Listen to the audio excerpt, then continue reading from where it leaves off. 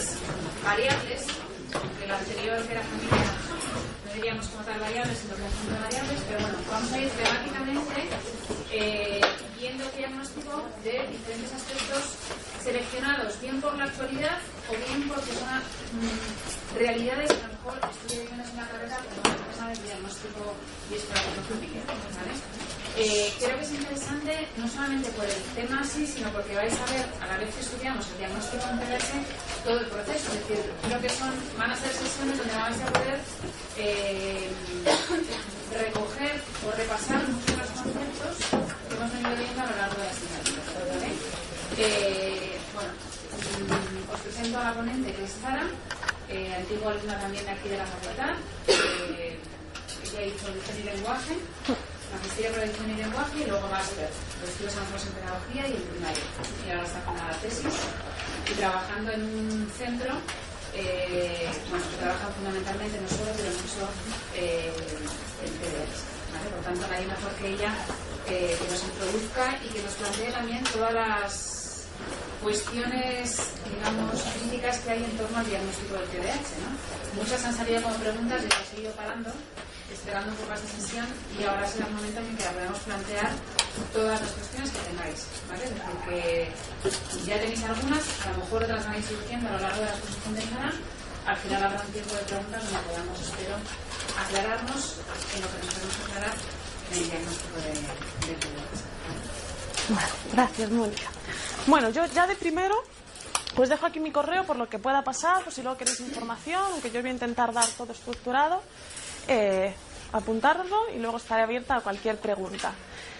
Como ha dicho Mónica, yo empecé ya hace, yo creo, como 6 años en el mundo del TDAH y empecé en ocio, en un programa que tenía la Comunidad de Madrid, con chavales que tenían como requisito tener un diagnóstico de TDAH en programas típicos de verano, de campamento y cosas así. Entonces, a raíz de ahí, pasé de comprometer un tiempo de mi vida, que eran los veranos, por el TDAH, a comprometer toda mi vida durante un tiempo a nivel académico con la tesis y a nivel laboral trabajando en este centro con el TDAH. Entonces, me gusta mucho y me hace mucha ilusión venir a hablar de ello porque es mi día a día, pero también sé que es un tema complicado y que es un tema muy difícil por sobre todo el boom social que tiene ahora en los medios, la televisión, en el Facebook. Seguro que si alguno tenéis ahí alguna página de educación, llega un montón. Sé que hablo rapidísimo. Voy a intentar ir más despacito, irme parando, ¿vale? Porque no lo puedo evitar. Lo voy a intentar, de verdad, pero probablemente no lo consiga. Entonces, lo que yo quiero hoy es que hagamos un pre de lo que es el TDAH, ¿vale? Con sus bases, con las cosas de alerta que tenemos que ir buscando cuando hagáis esas entrevistas previas al diagnóstico con las familias, con los profes, que tengáis un poco el ojo avizor de cosillas que se pueden ir identificando. Una vez que tengamos todos la misma visión de lo que es el TDAH y de lo que hay que buscar, ya os voy a dar como un protocolo, que es el que solemos hacer de pruebas específicas para TDAH y no tan específicas, pero que os van a dar pistas. Es muy difícil el diagnóstico del TDAH, no es un diagnóstico fácil. Ningún diagnóstico en sí es fácil. Pero el TDAH se complica más porque hasta hace tiempo, pero ahora sobre todo, es un trastorno que se diagnosticaba en base a los síntomas, a la conducta, ¿no? A lo que tú veías en el chaval, y había poco a nivel neurológico, a nivel cognitivo, o incluso de pruebas de resonancia o genéticas que verificasen de verdad que había un TDAH. Entonces, diagnosticar en base a los síntomas hacía que hubiese muchos riesgos de equivocarnos, y si equivocamos el diagnóstico, luego es más difícil aceptar el tratamiento, que es un poco el objetivo, hacer un buen diagnóstico para saber qué puntos débiles o qué necesidades tiene el nene. Como todo diagnóstico, ese niño tiene un montón de contextos, no solo las pruebas que le vayamos a pasar, sino su contexto académico, familiar, social, y hay que tenerlo en cuenta. Como en el TDAH, mucho de lo que hacemos es ver síntomas, hay que ver siempre si ese síntoma está en todos los contextos, si tiene alguna causa que sea familiar antes de ponernos a ver toda esa parte neurológica. Entonces, es difícil. Hay mucho boom ahora con que el TDAH no existe, con que hay un sobrediagnóstico, lo habéis visto 1000 veces, ha salido sobre todo ahora un artículo que encontramos hasta la saciedad que dice que el inventor del TDAH antes de morir dijo que no es el TDAH, no existía y que era un invento de la industria farmacológica. Vamos a ir viéndolo, ¿vale? El TDAH existe como diagnóstico, o sea, es un trastorno real.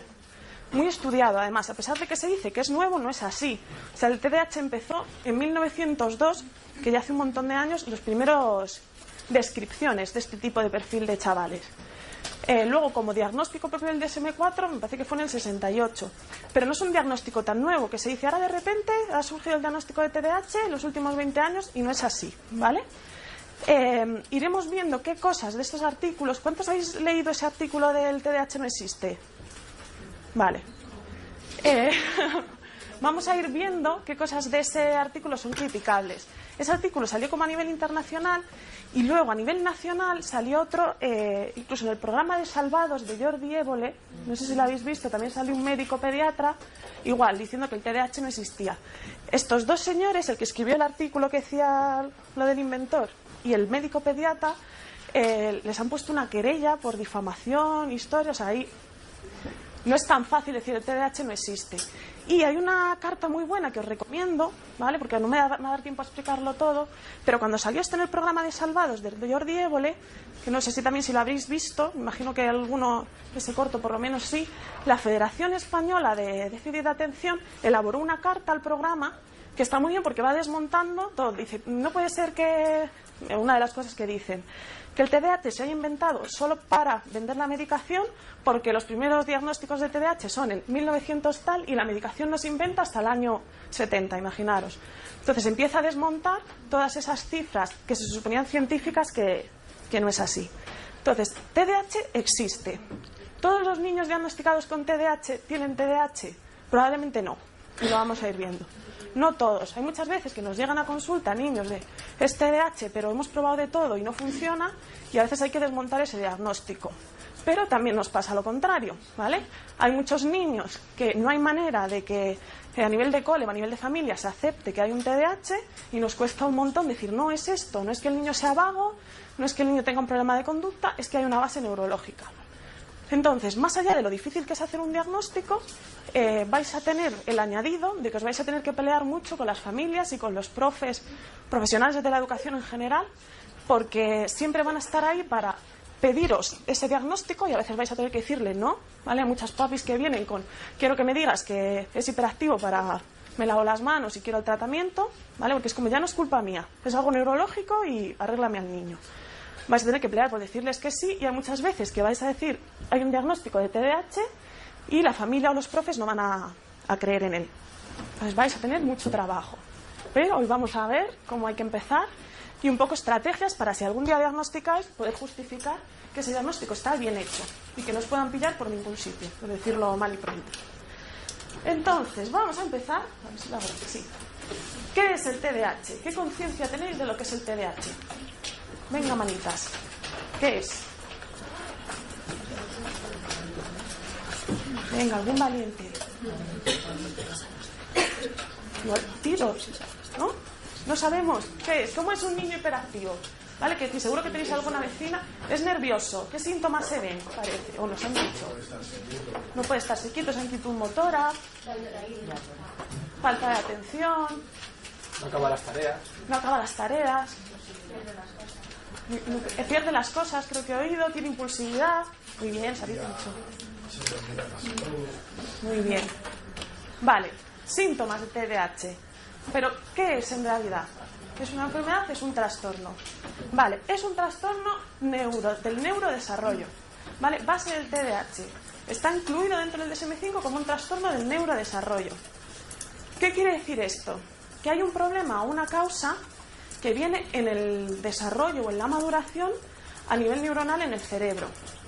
Esta causa o este problema se localiza en el lóbulo frontal.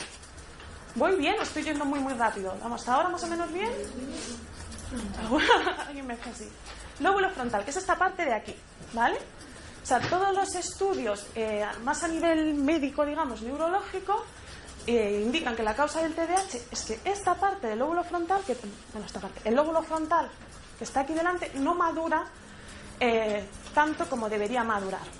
Y hace que tenga menor número de neurotransmisores, ¿vale? Eso es lo primero que se vio en el TDAH. Los nenes con TDAH tienen menor número de neurotransmisores en esa parte. Dopamina y noradrenalina. Me interesa menos daros estos nombres tan técnicos porque luego todo eso lo vais a encontrar en manuales. Pero bueno, que sepáis que es esa parte la que neurológicamente está fallando. Se ha visto que tiene como un desarrollo inferior de 2 años. Eso quiere decir que si estás trabajando con un chaval con TDAH que esté en segundo de la ESO, su lóbulo frontal está al nivel de un niño de sexto de primaria. Fijaos la diferencia. Por eso se dicen, es que son muy inmaduros, es que no se adapta bien con sus compis. O sea, está bien porque su capacidad de adaptación está 2 niveles por debajo. ¿Qué significa además que sea un trastorno del neurodesarrollo? Que va desde que eres pequeñito desarrollándose. No vale que de repente a los 16 a lo mejor alguno te sale, pero a los 30 años digas, es que soy hiperactivo, porque desde hace 6 meses se me ha dado la vuelta a todo. ¿Vale? No pueden aparecer de repente los síntomas.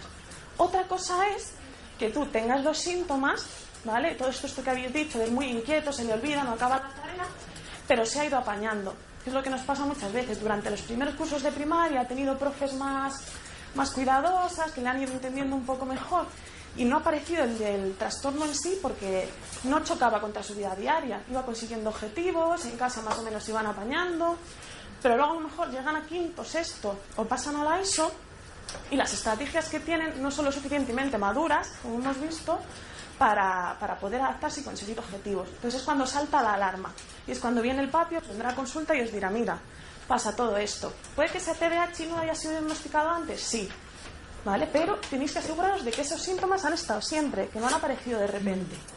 Si os dicen, han aparecido de repente, ya tiene que saltar la primera alarma y tenéis que ser muy críticos, porque probablemente no sea TDAH.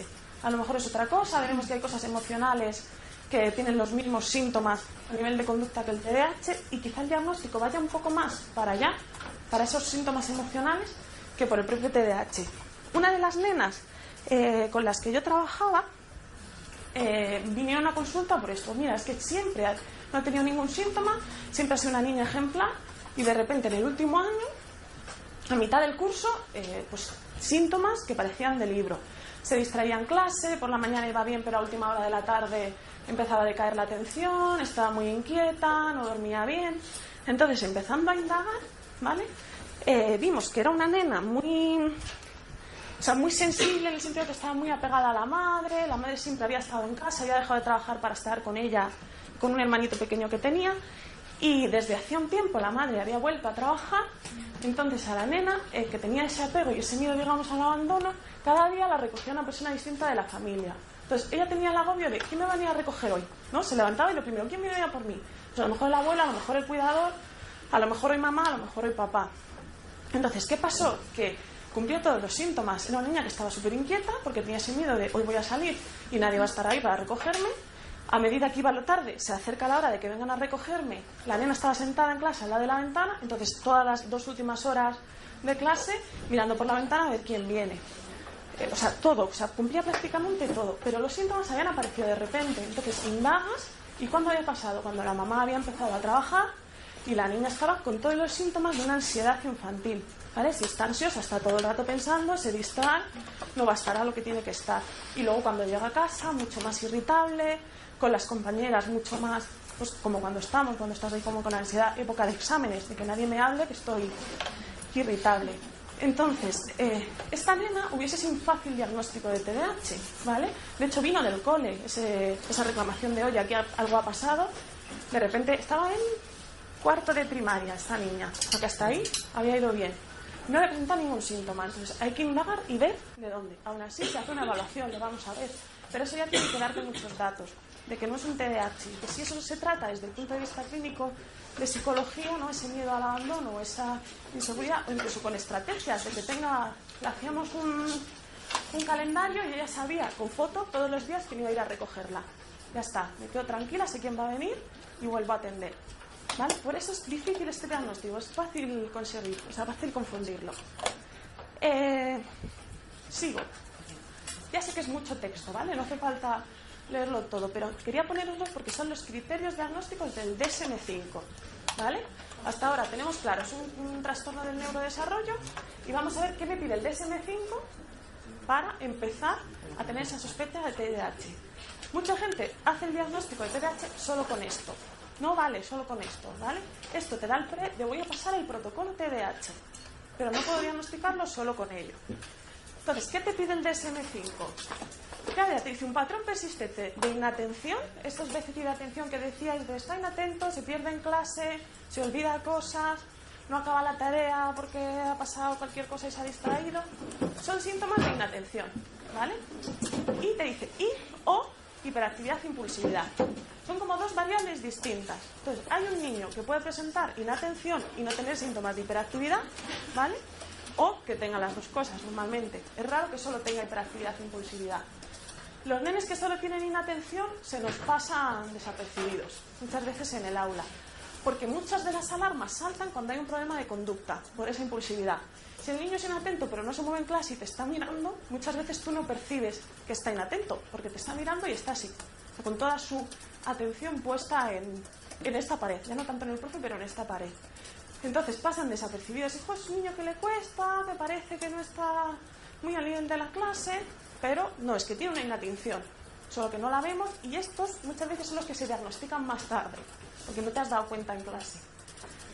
Que tenga inatención o no, o la hiperactividad, las dos cosas, las dos variables, determinan el subtipo de TDAH, ¿vale? Si solo tiene inatención, va a ser un subtipo inatento, y nos quedamos ahí, tiene un déficit de atención.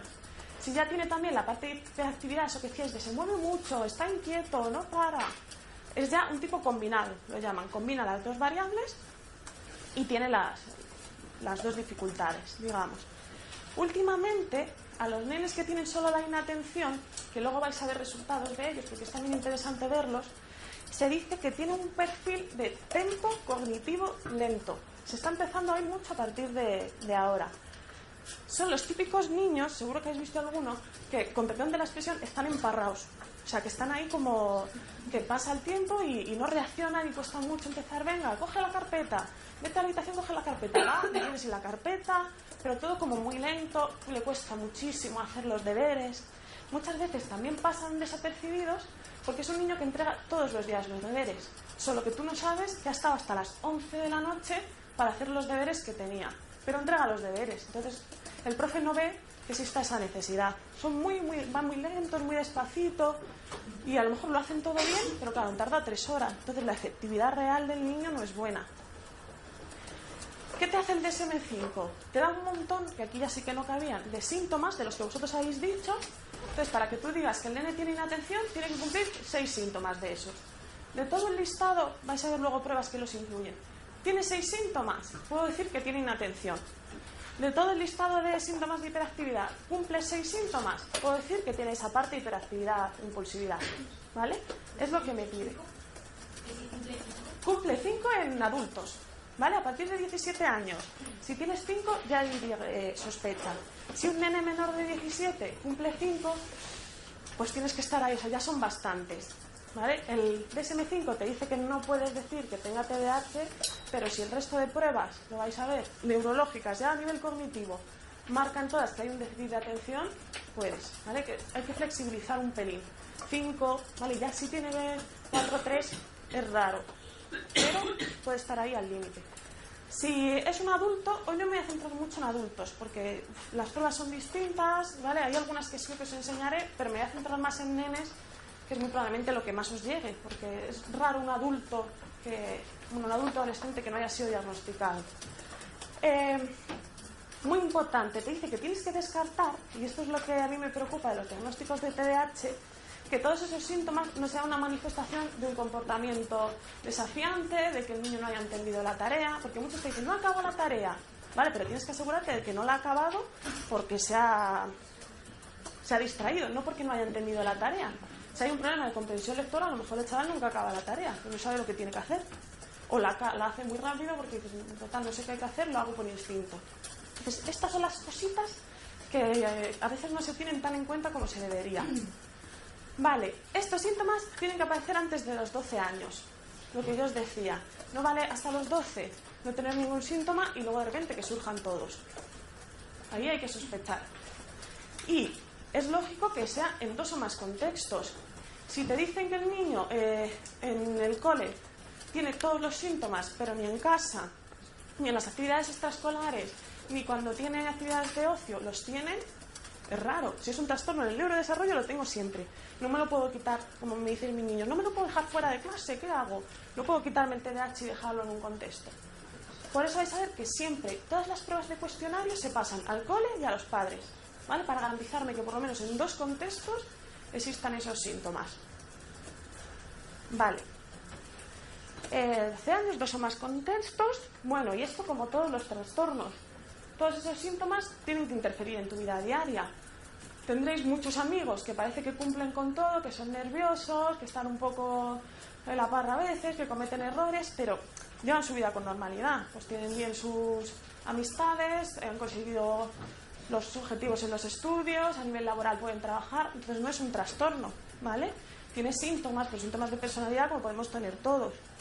Yo también voy muy rápido y soy un despiste a veces, pero no tengo TDAH, es por rasgos de personalidad y porque voy siempre súper rápido. Pero hasta ahora no me han diagnosticado. Y luego, esto es lo que a mí también me preocupa mucho y es una de las cosas que quiero que hoy hagamos mucho hincapié para que no se os escape. Y es que todos estos síntomas no se pueden explicar porque haya, sobre todo en nenes, un trastorno del estado de ánimo o un trastorno de la ansiedad. Si el trastorno de la ansiedad o del estado de ánimo, como en esta nena que os he contado, justifica todos los síntomas, pues vamos a tratarlo primero. Si tratas en la causa emocional y los síntomas persisten, bueno, pues ya veremos cómo hacemos. Pero siempre primero hay que ser honestos y si hay algo emocional, es prioritario, por lo menos desde mi punto de vista. Estos son los criterios diagnósticos, ¿vale? Pero como veis, siguen siendo todos a nivel de conducta, de lo que veo día a día en el niño. Todavía no me he metido a ver qué hay a nivel neurológico. Repaso, trastorno del neurodesarrollo, que cumpla 6 síntomas y son peques en 2 contextos y antes de los 12 años. Y siempre descartar que no hay una causa, sobre todo emocional, ¿vale? Siempre sabiendo que el CI es normal, que no hay trastornos asociados de personalidad, que sea TGD o algunos otros trastornos que puedan justificar. Esta es la base de todo el TDAH a nivel de diagnóstico y de tratamiento, que son las funciones ejecutivas. Todo lo que se ha hecho en los últimos años a nivel de investigación, a nivel de programas de tratamiento y a nivel de pruebas diagnósticas va enfocado a las funciones ejecutivas. Tanto que el TDAH ya se considera un trastorno específico de las funciones ejecutivas y es el único trastorno en el que solo tenemos afectado eso, ¿vale? Y el diagnóstico diferencial a veces se hace porque si es funciones ejecutivas y trastornos de la comunicación vamos más hacia el TGD, pero si es funciones ejecutivas, TDAH. ¿Cuáles son estas funciones ejecutivas? Porque van a ser la base de lo que vais a evaluar. Esta parte es muy, muy importante. Bueno, cada autor tiene su clasificación de funciones ejecutivas. Yo hoy os traigo la mía, ¿vale? Que es la que yo veo que son más especiales o más específicas, perdón, del TDAH y las que más se ven luego en tratamiento. Porque hoy no vamos a hablar de tratamiento, pero ahí ya os dejo la pista. Entonces, la primera es la memoria de trabajo. Yo todo esto se lo explico a mis niños en tratamiento cuando empiezan, para que ellos sepas también qué es lo que les está pasando. Entonces yo les digo, tú tienes muchas memorias, ¿vale? Lo que te acuerdas de cuando tenías 5 años, de lo que te regalaron en tu cumpleaños, me voy a largo plazo. Lo que te acuerdas del día anterior o de la semana pasada, corto plazo, aunque yo no les doy ese nombre. Y tu memoria de trabajo, que es la pantalla de tu ordenador, ¿vale? Tú puedes tener muchísima información dentro del ordenador, pero si tienes una pantalla muy mini, como nos pasa con los móviles, tienes que estar retrocediendo, no retrocediendo para poder leer un artículo entero, digamos, pero los nenes no tienen capacidad de mirar hacia arriba o hacia abajo, tienen lo que tienen. ¿Qué pasa? Que ahí cabe muy poca información. Los niños con TDAH tienen una memoria de trabajo muy reducida. Entonces, si tú al niño con TDAH le das 5 órdenes, ¿vale? Vete a secretaría y pídele que te dé un folio rojo y un folio azul. Y a la que vuelvas te pasas por clase de Pepita y le pides 3 tizas. No le cabe toda la información. Entonces, va a hacer solo la primera parte o la última o la que sea relevante para él. ¿Qué pasa en la comprensión lectora? Seguro que os ha pasado cuando es un párrafo muy largo y muy difícil que tienes que volver a empezar a leer. Y tienes que leerlo 3 veces. Pues esto, en una frase corta, a un nene con TDAH le pasa. Por eso muchas veces no han entendido qué es lo que tienen que hacer. Pues desde que ha empezado a describe todos los seres, o sea, la clasificación de los seres vivos. Y además pon 3 ejemplos de mamíferos. Y pon 3 familias y el hábitat donde viven. Hasta luego, ¿vale? Va a hacer una de esas cosas. Y todo eso es por memoria de trabajo. Todos esos olvidos que alguien ha dicho, se olvida un montón de las cosas. Memoria de trabajo. Es muy pequeñita. Cálculo mental, igual, ¿vale? Tú tienes el concepto del 2, el concepto del 5, pero si te digo 2 más 5 más 7 más... pues probablemente vayas a hacer mal la cuenta, porque no cabe en esa pantalla del ordenador toda la información. ¿Sí, más o menos memoria de trabajo? Si no queda claro, decírmelo, por favor, porque luego hay muchas pruebas que van sobre estos conceptos. Inhibición, que para mí es fundamental. Es de las cosas que más fallan en el TDAH. Que falla la inhibición no es que el chaval sea desinhibido y no tenga vergüenza, ¿vale? Es que no es capaz de inhibir estímulos. Cuando vosotros estáis atendiendo, en realidad sabéis que yo estoy hablando, pero hay un montón de estímulos a vuestro alrededor, que esté un compañero hablando, que suene el cañón, que pase un coche por la calle. Vuestro cerebro, por sí solo, lo que hace es apagar esos interruptores de todos los estímulos que no son relevantes y dejaros solo encendido el de mi voz. Entonces, si tenéis una buena capacidad de inhibición, inhibís todo lo demás y me escucháis a mí, ¿vale? Y podéis elegirlo, decirlo de alguna manera. Yo elijo escuchar a esta chica que está hablando hoy. Los niños con TDAH no eligen ellos a qué quieren atender, sino que su cerebro elige por ellos cuál es el estímulo relevante, ¿vale? En base a criterios de averíguate, que sea un sonido más alto, que me interese más, que haya pasado un compi corriendo. Entonces es muy frustrante para ellos, porque no tienen la capacidad de elegir. Es como cuando estás viendo, seguro que alguna vez os ha pasado, estás viendo una serie, Walking Dead, estaba muy de moda, con todo tu interés en el mejor capítulo. Llaman por teléfono y tu madre se pone a tu lado a hablar de lo que sea. Y tú no puedes evitar dividir la atención entre Walking Dead, que te interesa un montón, y tu madre, que está hablando de las navidades. Te frustras y muchas veces te cabreas y dices a tu madre, ¿puedes salirte por favor a la otra habitación que estoy queriendo ver?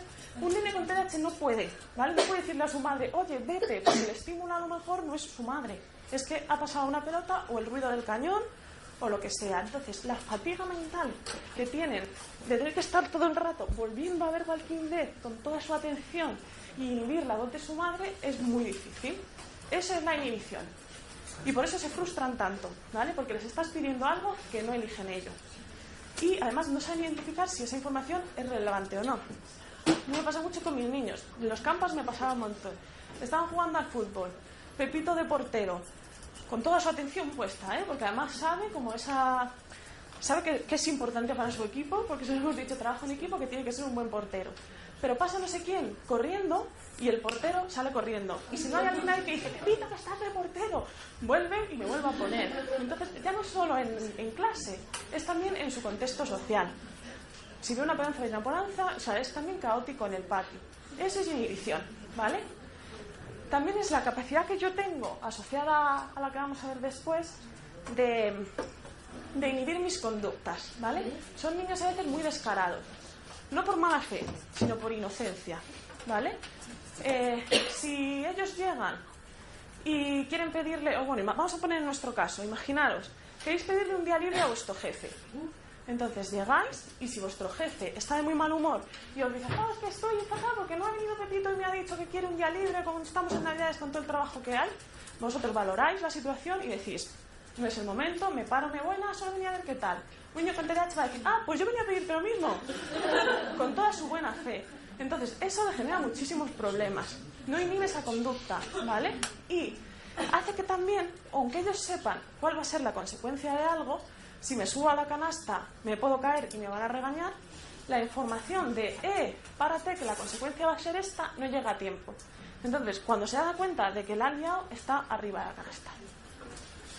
Entonces muchas veces culpamos y dicen, pero si es que ya sabe perfectamente que es algo que no se puede hacer, sabe que no se puede hacer, pero la consecuencia no ha llegado a tiempo. Entonces es muy difícil porque él sí que tiene ese arrepentimiento, él sabe que ha hecho algo que no puede hacer, pero se le ha olvidado, o sea, no se le ha olvidado, no ha llegado a tiempo. Se frustran un montón y lloran luego mucho cuando se llevan en un retiro porque a ver qué hago. Y además no son muchas veces capaces de explicarte por qué lo han hecho. Yo tuve un nene no, ya un semiadolescente, que un día salgo a la sala de espera y me dice la madre, mira, la madre con un disgusto enorme, dice, la ha liado un montón, pero gordísima esta vez, pero dice que no quiere hablar con nadie hasta que no hable contigo, ¿vale? De segundo de la ESO, si no me equivoco. El chaval con un gorro calado hasta aquí. Pasamos a sesión. Digo, ¿qué ha pasado? Se quita el gorro y tenía todo esto rapado al cero. Vale, para que veáis las dificultades a nivel social y a nivel de vida que pueden tener. ¿Qué había pasado? Él dice, pues se ha puesto muy de moda esto de hacerse dibujitos ¿vale? Que se rapan y hacen un dibujito de lo que sea. Entonces él en su casa por la noche dice, me voy a hacer la inicial de mi nombre. No llega la consecuencia de que igual te sale mal, esto lo hacen normalmente los peluqueros, como te salga mal verás tu madre. No. Entonces se intenta hacer la inicial de su nombre, evidentemente le sale mal. Como no planifica, que son todas las funciones ejecutivas que vamos a ver, y no inhibe, dice, pues me rapo todo el lado. Y así, luego no se da cuenta, pero como ya me voy a dormir, me acuesto de este lado y mi madre solo me ve el otro. O sea, no me voy a dar la bronca. Hasta ahí, a corto plazo, ¿vale? No planifico que en algún momento mi madre me va a ver el otro lado de la cabeza. Se acuesta de ese lado. El día siguiente, antes de salir de la habitación, gorro puesto, el gorro con el que yo le vi. Se pone el gorro hasta aquí y se va al cole. Cuando llega al cole, pues esto te lo cuenta él así, se da cuenta de que se va a tener que quitar el gorro en algún momento. Hasta ahí no había llegado esa información, esa consecuencia de, oye, es mejor que pares ahora, salgas del baño y le digas a tu madre, mira lo que me he hecho, que montes esta. Entonces, ¿cuál es la solución a corto plazo? Pues aunque mi madre me lleve al cole, al insti, me paso todo el día del insti en el baño, para no enseñar a mis compañeros que encima, claro, se van a reír por la que he liado, porque tengo media cabeza rapada y media cabeza no. Esto, el segundo día, ¿cómo vas el segundo día con la cabeza rapada después de que el día anterior 2 días en el baño, las 8 horas de cole? ¿Vale? ¿Qué pasa? Que el cole llama a la mamá, oye, Pepito lleva 2 días sin venir. Claro, eso es una bola que ya ver cómo la deshace. Entonces, entra el niño a sesión, de todo esto el esfuerzo por no reíros, pues a mí me encantan. Y le digo, ya Pepe, pero yo no te puedo decir que esto está bien. O sea, yo pensé que el objetivo del niño de no querer hablar con nadie hasta hablar conmigo era, esta me va a perdonar. Y me dice, no, si yo ya sé que está mal, solo quiero que me ayudes a explicarle a mi madre por qué lo he hecho. O sea, él solo necesitaba él. Ya sé que está mal, o sea, peor que lo he pasado yo, que me rapo media cabeza, a ver qué hago ahora, no lo va a pasar nadie. Pero él necesita justificar qué es lo que pasa. Yo muchas veces les pregunto a mis niños, y ahora antes de, cuando preparaba esto, les decía, voy a ir a la uni a hablar de lo que es el TDAH. ¿Qué es el TDAH? Y una nena me encanta, luego son muy gráficos. Dice, es una cosa que te pasa, que hace que te pongas tan nervioso que se te olvida cómo pensar. Esa es su definición de lo que le pasa. Y es eso, se pone tan nervioso, se rapa la cabeza, no tengo funciones ejecutivas para resolver eso. Para que veáis hasta qué punto pueden llegar. Estos son casos muy extremos de TDAH del libro, ¿vale? Pero, decir que este niño no tiene nada que le limite su quehacer cuando se meten estas cosas, hay que tener mucho cuidado. También hay una inhibición cognitiva. ¿Cómo? Bueno, voy a esperar. Luego, si no sobra tiempo, por no quitaros de la parte del diagnóstico, vamos a hacer una pruebecilla para que veáis lo que es la inhibición en vosotros, que se supone que todos somos capaces de inhibirnos. Voy a la iniciación. Esta es más fácil de comprender.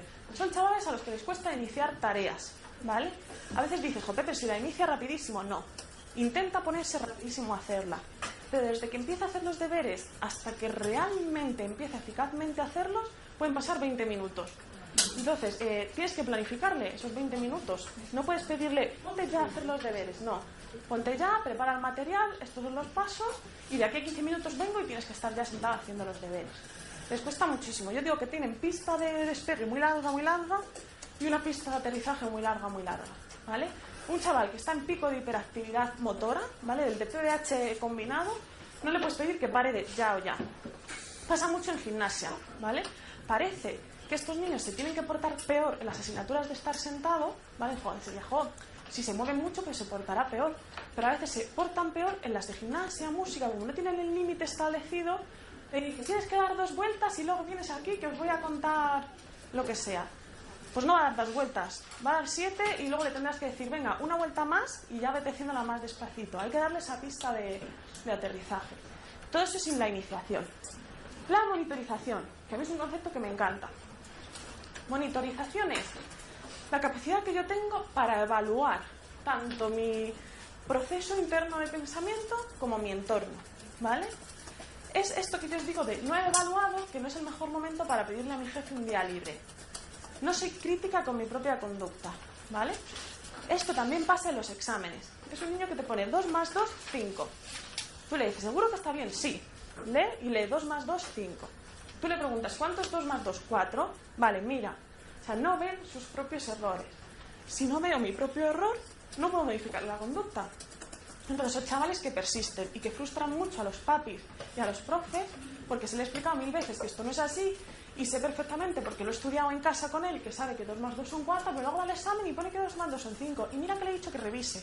No saben revisar, ¿vale? Hay que enseñarles a tener ese ojo crítico. Yo muchas veces hago las fichas, las hago, hace él una, yo otra, y luego nos las cambiamos, para que corrija y esté viendo ahí cuál es ese proceso. Más de monitorización. No son capaces de controlar el entorno ni de identificar sus fallos. Algún ejemplo se me olvida, me vendrá. Control del tiempo. Siempre... Uy, perdón.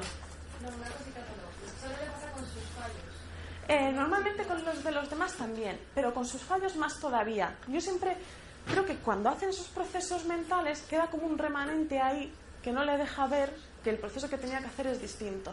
Que ese 2 más 2 es 5, o sea, es 4, no es 5.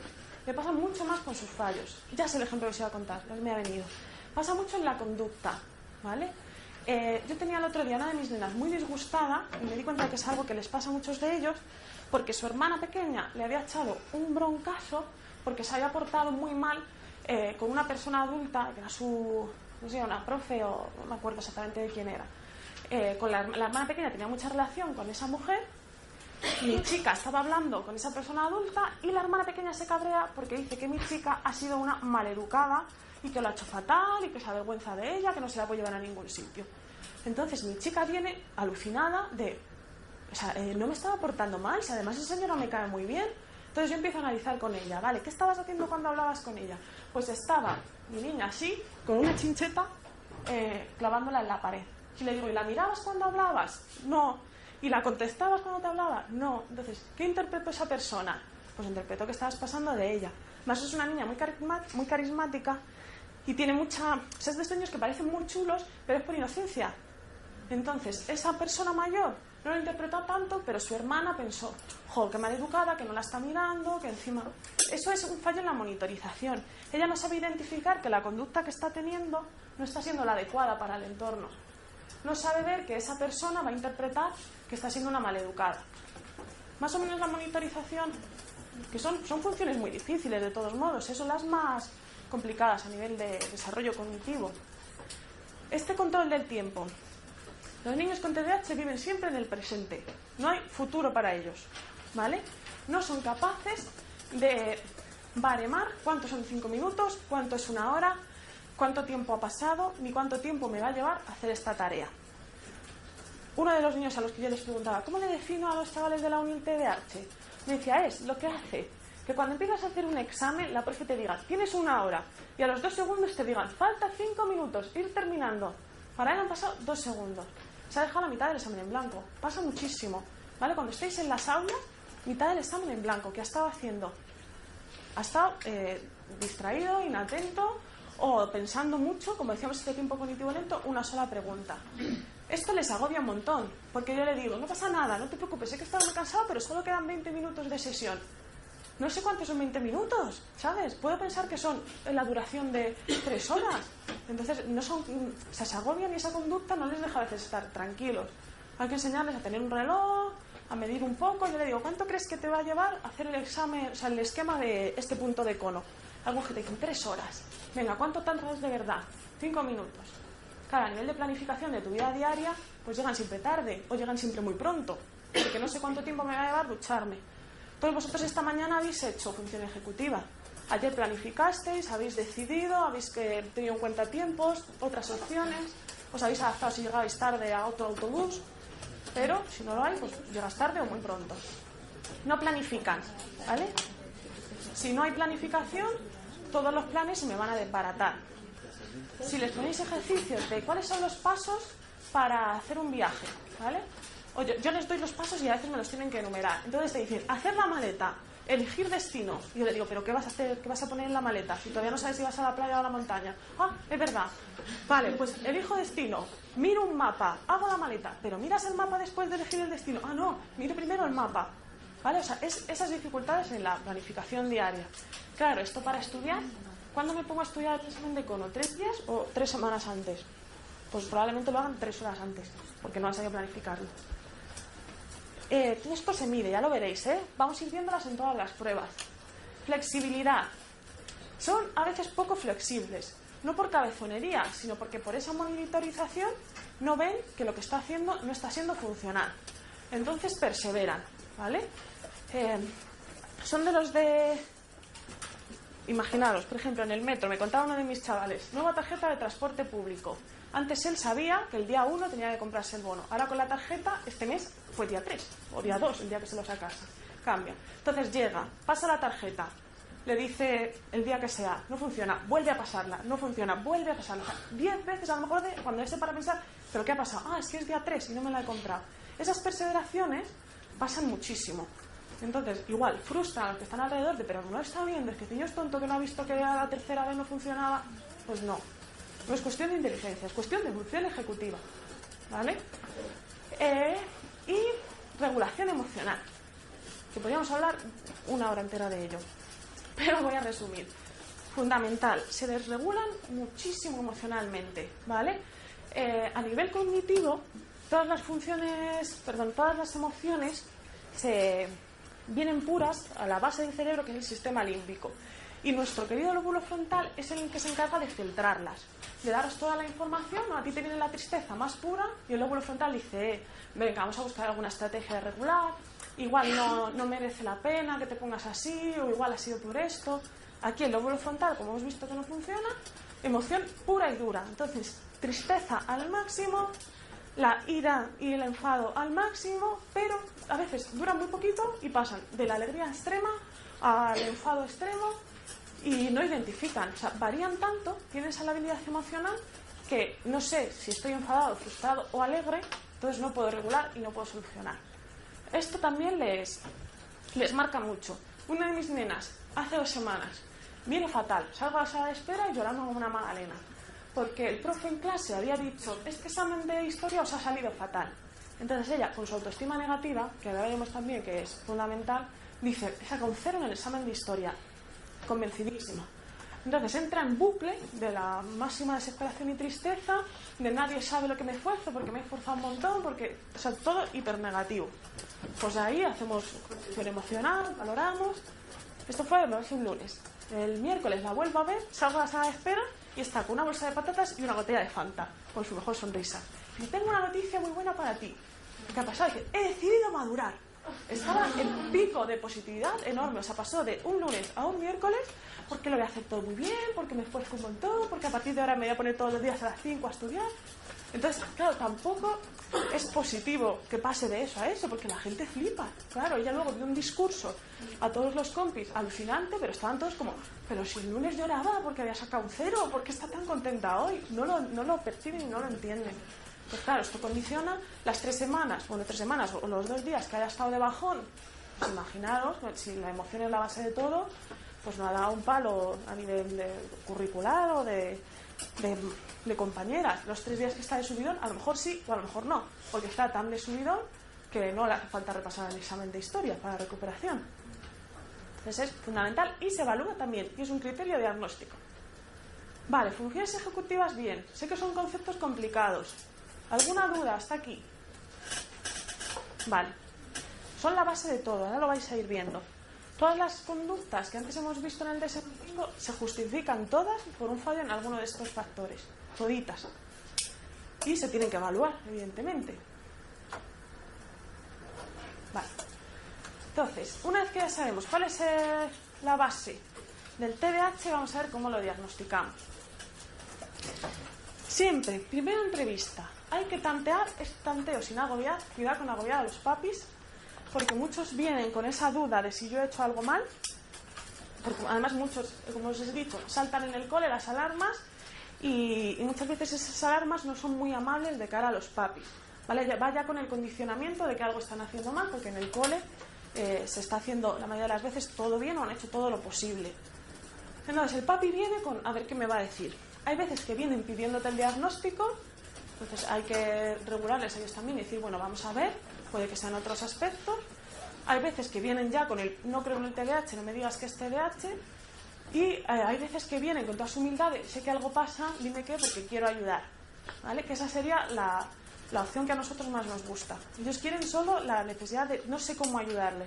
Lo he probado todo, le he puesto clases particulares, hemos intentado en el cole presentarle en otro sitio, ponerle con otro compañero, pero eso no ha funcionado, dime qué tengo que hacer.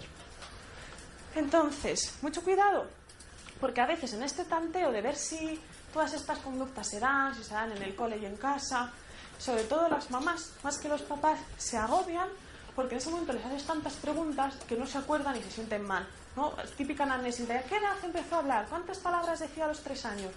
Pues a lo mejor no se acuerdan en ese momento. Pues se agobian un montón porque parece que son malos papás porque no se acuerdan de cuántas palabras decía a los 3 años. Entonces, para esto, en esta primera entrevista, es muy útil que yo os traigo, la iré pasando, el VAS, que es una prueba que se pasa también luego en más aspectos, pero tiene una parte de historia estructurada del desarrollo. Entonces tú se lo das a los papás, se lo llevan a casa, lo rellenan tranquilos, pueden hacer preguntas. Además, se suelen olvidar de menos cosas, ahora lo vais a ir viendo, porque a lo mejor en la parte médica, en vez de decir qué tiene, pues está poniendo sinusitis, otitis, y ya dicen, sí, tuvo otitis a los 3 años. Entonces, con esto os evitáis pasaros toda la primera entrevista haciéndoles preguntas y luego te da mucha información porque tiene preguntas chulas, ¿vale? De, pues eso, motivo de consulta, qué son las cosas que más valoras en tu hijo, cuáles son las cosas que más negativas te parecen. Entonces te da mucha información sobre la percepción que tienen los papás del niño. Pues con esto os quitáis el problema de agobiar a los papis. Os lo voy pasando. ¿Qué tenéis que ver? Pues estar un poco alerta a todos esos primeros requisitos que hemos visto del TDAH. En el caso de que este protocolo sea para TDAH, el VAS se pasa siempre, sea el diagnóstico de lo que sea, bueno, siempre, según el protocolo que yo os doy, que da muchísima información. Luego, vale, aparte de esta historia del desarrollo, el VAS tiene como otros 3 cuestionarios. Unos para papis, unos para profes y cuando tienen más de 11 años, uno de autoinforme, que rellena el propio niño. Como os he dicho, es muy importante el diagnóstico en los 2 ámbitos, por eso tienen que ir a partir de los 11.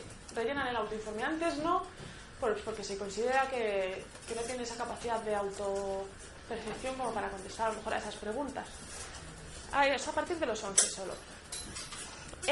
Como os decía, se pasa a papis y a padres. Como luego os da sobre las mismas variables, que era lo que vais a ver, el padre, la madre y luego los profesores, ¿vale? 2 profesores tienen que ser. Todos los cuestionarios que os voy a enseñar tienen que ir a 2 profesores y normalmente se recomienda que sea el tutor, ¿vale? Sobre todo en primaria porque es el que más conoce al niño, pasa más horas con él, y luego uno de los especialistas que pase menos horas y que tenga a lo mejor otro tipo de asignatura para ver si piensan lo mismo, ¿vale? Si tenemos los síntomas en todas las asignaturas y en los 2 contextos. Entonces tendréis lo del padre o de la madre. Ahora vamos a ver un caso real de un informe, el del tutor, el del profesor especialista y si es más mayor, el del niño propio. A mí me gusta porque da un montón de pistas. Entonces esto es lo que os sale cuando se corrige el VAS. Se meten los resultados que el niño te va dando. Perdón que se me ha olvidado pasároslo. El rojo es el de papis, ¿vale? Os he traído el 2, que es como el intermedio, el de 6 a 11, creo recordar que es.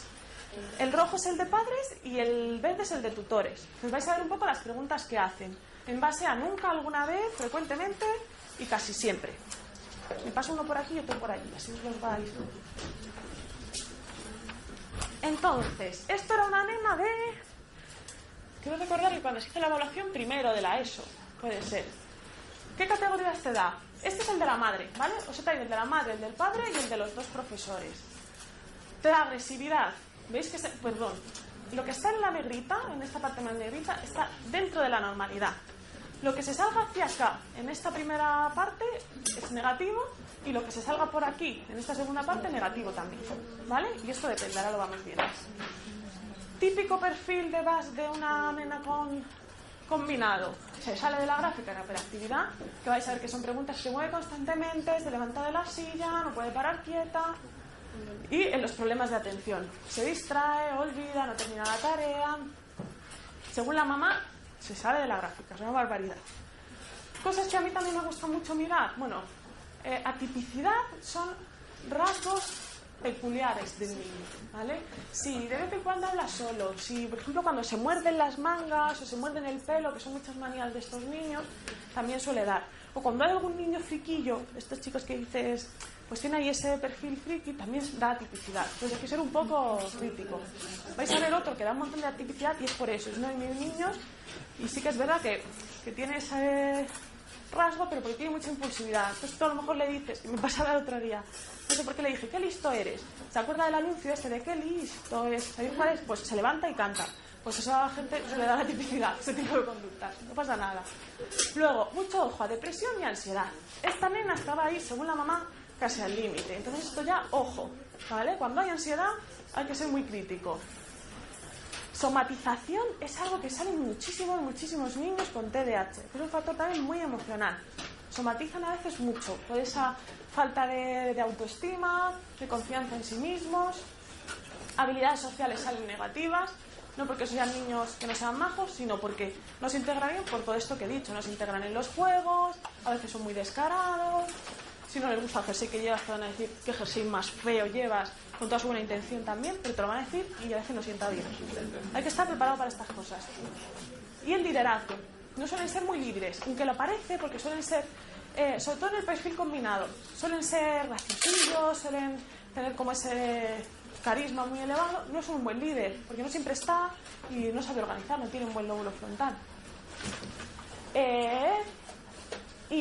Bueno, estos suelen dar bajitas, lo vais a ver.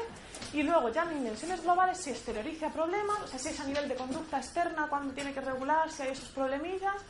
Si al contrario es interna, si tiende a ir hacia más aspectos emocionales internos, a somatizar más, a ser como otro estilo más hacia el interior. Y habilidades adaptativas, todo lo que sea adaptación al medio y adaptación de la conducta en función de dónde esté, pues suele salir también alterado. Luego estos son índices que lo que te dicen cuando es precaución es que, ojo, míralo porque el papá a lo mejor sobre la misma pregunta formulada de manera distinta ha contestado cosas distintas. Entonces, mira a ver, o a lo mejor ha contestado demasiado negativamente, como, uy, está un poco exagerado. Como que te dicen, ten cuidado. Misma niña, vas del papi. Todavía se sale más, ¿vale? En problemas de atención. Y ya la mami se salía. Todavía más atipicidad. La mami lo veía un poco positivo y el papi lo ve casi más hacia negativo, como si no hubiese nada. Sigue dando mal habilidades sociales y liderazgo. Y aquí el índice este sí queda normal. Otra cosa que se me ha olvidado del VAS es que te da elementos críticos, ¿vale? Vais a ver, por ejemplo, ahí el 25 coge rabietas, ¿vale? Las cosas que son raras que haya contestado una nena de primero de la ESO que esté cogiendo rabietas, te las da ya el VAS. Y así puedes ver y decir, mira, ha contestado tal cosa. Este es el tutor, que igual sale con hiperactividad. Fíjate la somatización en el cole. En los papis no salía, sin embargo en el cole se dispara. Pues ojo, porque igual la niña no está muy a gusto en el cole. Algo hay. Nada de habilidades sociales, nada de liderazgo, y en el de los tutores se incluye la variable de habilidades para el estudio, que normalmente sale también fatal. Normalmente. Hay algunos que sale bien, pero es muy raro. Y también incluye problemas escolares. Es una niña que tenía fracaso escolar, evidentemente. Este era el tutor y este es el profesor especialista. Mucho más negativo, ¿vale? Fíjate, hiperactividad, problemas de conducta. Esta niña tiene muchas dificultades de monitorización. Entonces, por ejemplo, el otro día se llevó un broncazo porque le dice a la profe, porque tiene esa mala memoria de trabajo, ¿puedes escribir en la pizarra lo que estás diciendo? La profe le dice que no y ella le dice, bueno, pues luego no te quejes si no tengo los apuntes enteros, con toda su inocencia. Entonces, ella viene a primera hora conmigo. La profe le dice, sí, pues vas a salir hoy una hora más tarde. Y mi niña le dice, no, porque tengo que ir con Zara, no voy a salir una hora más tarde. ¿Es imposición o es desafío? No, es que ella dice, no puedo salir una hora más tarde. Lo que pasa es que esa actitud o esa alarma de no le digas a tu profe que no vas a salir una hora más tarde, se ponga como se ponga, porque la vas a liar. Entonces da problemas de conducta, pero no es una niña disruptiva para nada. Problemas de atención, problemas de aprendizaje, problemas escolares. Este profe es mucho más negativo. Cuando tenéis los 4, y su autoinforme. Esto es lo que contesta la niña. Tú fíjate, actitud negativa hacia el colegio. Pues cuadra. Si mis profes tienen esa percepción mía, es que algo está pasando en el cole. Aunque luego, mira, los profes no los tienen muy mala estima, ¿vale? Luego estará encariñada, seguro. Sentido de incapacidad. Esto da una barbaridad. Y sale mucho en los chavales de nuestro perfil. Yo me he quitado eso. Y luego, fijaros, la confianza en sí mismo, pues bajísima también. ¿Vale? Son chavales que están todo el rato siendo castigados, prácticamente todo el rato. Son como 8 veces más castigados que premiados. Una barbaridad, pues imaginaros. Esperad un momento que no puedo tener atención dividida y ponerme esto a la vez, que voy contándolo. Ya. Y creo que hasta aquí. Elementos críticos también, como tenéis el uniforme por ahí, los podéis ir viendo. ¿Qué te da el BAS? Lo que piensa la mamá, el papá, el tutor, el profesor especialista y el niño. Tienen que ser más o menos coherentes. Dentro de la subjetividad con la que tú evalúas a un niño, si te salen muy dispares o te sale fatal en el cole, pero en casa bien, pues volvemos a saltar la alarma de qué raro que en el cole a lo mejor esté bien. A no ser que puede pasar que sea un supercole. Y el supercole se ha adaptado súper bien al niño, sea una metodología muy participativa, muy práctica, y no se vea tanto dificultades en el cole. Pero ahí ya hay que investigar, ¿vale? Qué tipo de cole, qué tipo de tutor y qué metodología tienen. Pero ya tenéis que saltaros la alarma. Vale, hasta aquí el BAS. No, miento, os he puesto también, si no recuerdo mal, sí, este es otro nene, pero porque veis un ejemplo de los de solo inatención. ¿Veis? No aparece hiperactividad. Es de la madre, os he puesto en este caso solo el de la mami. No aparece hiperactividad, sí aparece problemas de conducta. Este es mi niño atípico, el que os he contado, de lo que listo es. Está ahí, según la mami, rayando un poco la alarma de depresión, pero bueno, luego se descartó. Ansiedad súper baja. Ojo cuando sale la ansiedad súper baja, porque como son niños normalmente muy activos, parece que están todo el día alegres. Mi niño nunca tiene ansiedad porque va siempre súper contento. El día que se desploman hasta abajo. O sea que cuando te sale tan negativo, no hay ningún síntoma, ningún día en todo su entorno de ansiedad, no es normal tampoco. Todos tenemos días malos. Entonces ese niño tiene el día malo, pero no lo está exteriorizando. Y eso es muy, muy peligroso. Y mira cómo somatiza. Pues otro. ¿Veis? Es un perfil como este somatización, se repite mucho. Y bueno, luego problemas escolares. También, fracaso escolar que aparece en casi todos nuestros niños. Vamos al siguiente, ¿vale? Esto todavía no son pruebas específicas de atención. Son pruebas que se pueden pasar en cualquier protocolo diagnóstico. Pero yo ya os voy dando las cosas en las que hay que fijaros si tenéis esa sospecha. Sabéis que el WIS valora 4 índices generales, ¿vale? El de lenguaje, el razonamiento perceptivo, memoria de trabajo y velocidad de procesamiento. ¿Dónde van a salir bajitos nuestros niños? ¿En cuál de esos índices? En memoria de trabajo y... Eso es, o son muy rápidos y cometen muchos errores, o lo hacen muy bien pero han sido muy lentos.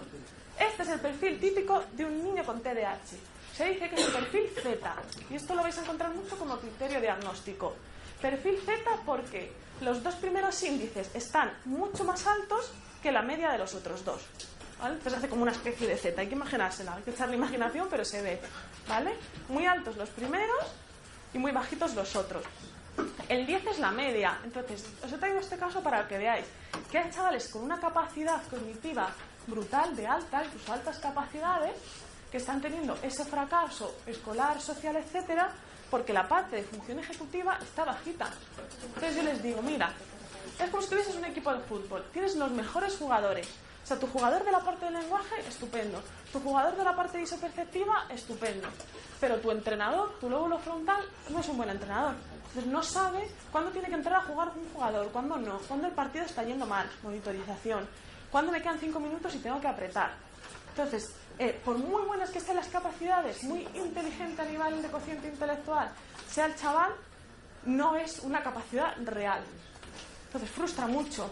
Pues fijaos, si es que este niño cuando se pone el rato que está atento, lo hace súper bien. Claro, es que tiene mucha capacidad, pero tienes que entrenarle para que esa capacidad sea una capacidad real. Y ese entrenamiento es el entrenamiento en funciones ejecutivas. Muchas veces los niños, que yo también se lo explico, se quedan como súper a gusto. Pero mis jugadores son buenos, entonces no soy más tonto. No, y es un mal entrenador. En cuanto mejoremos tu entrenador, esto va a ir mucho mejor. Vale. Las pruebas de atención propiamente dichas. Ojo, porque el protocolo para empezar estas pruebas de evaluación es que el chaval tiene que estar sin medicación, ¿vale? Otro gran tema de controversia en el TDAH, medicación. Como tú lo que quieres ver es la capacidad real sin ayudas que tiene el chaval, tiene que ser sin medicación. Entonces, los días que venga a evaluarse no pueden ir con medicación. Sí que es verdad que lo que suelen hacer cuando lo que estás poniendo en duda es la eficacia o no de esa medicación es las pruebas específicas de atención, repetirlas con y sin medicación. Y vais a ver luego un ejemplo. De hecho, los neurólogos muchas veces derivan para que pases solo esas pruebas y ver si el tratamiento que han puesto está siendo lo suficientemente eficaz o no para que merezca la pena, ¿vale? En temas de medicación, que sé que luego saldrá, imagino, y hablaremos tranquilo en la ronda de preguntas, hay que ser muy cauto, porque tiene sus pros, pero tiene sus contras. Entonces siempre tiene que haber un equilibrio y se tiene que saber cuál es la parte negativa y parte positiva. Hay como 3 tipos grandes de medicación en el TDAH. Los que a lo mejor habéis oído más, que son el Concerta, el Medikinet, el Rubifen, esos son los que más se han puesto hasta ahora. Y aunque se ha dicho que son anfetas, no son anfetas, ¿vale?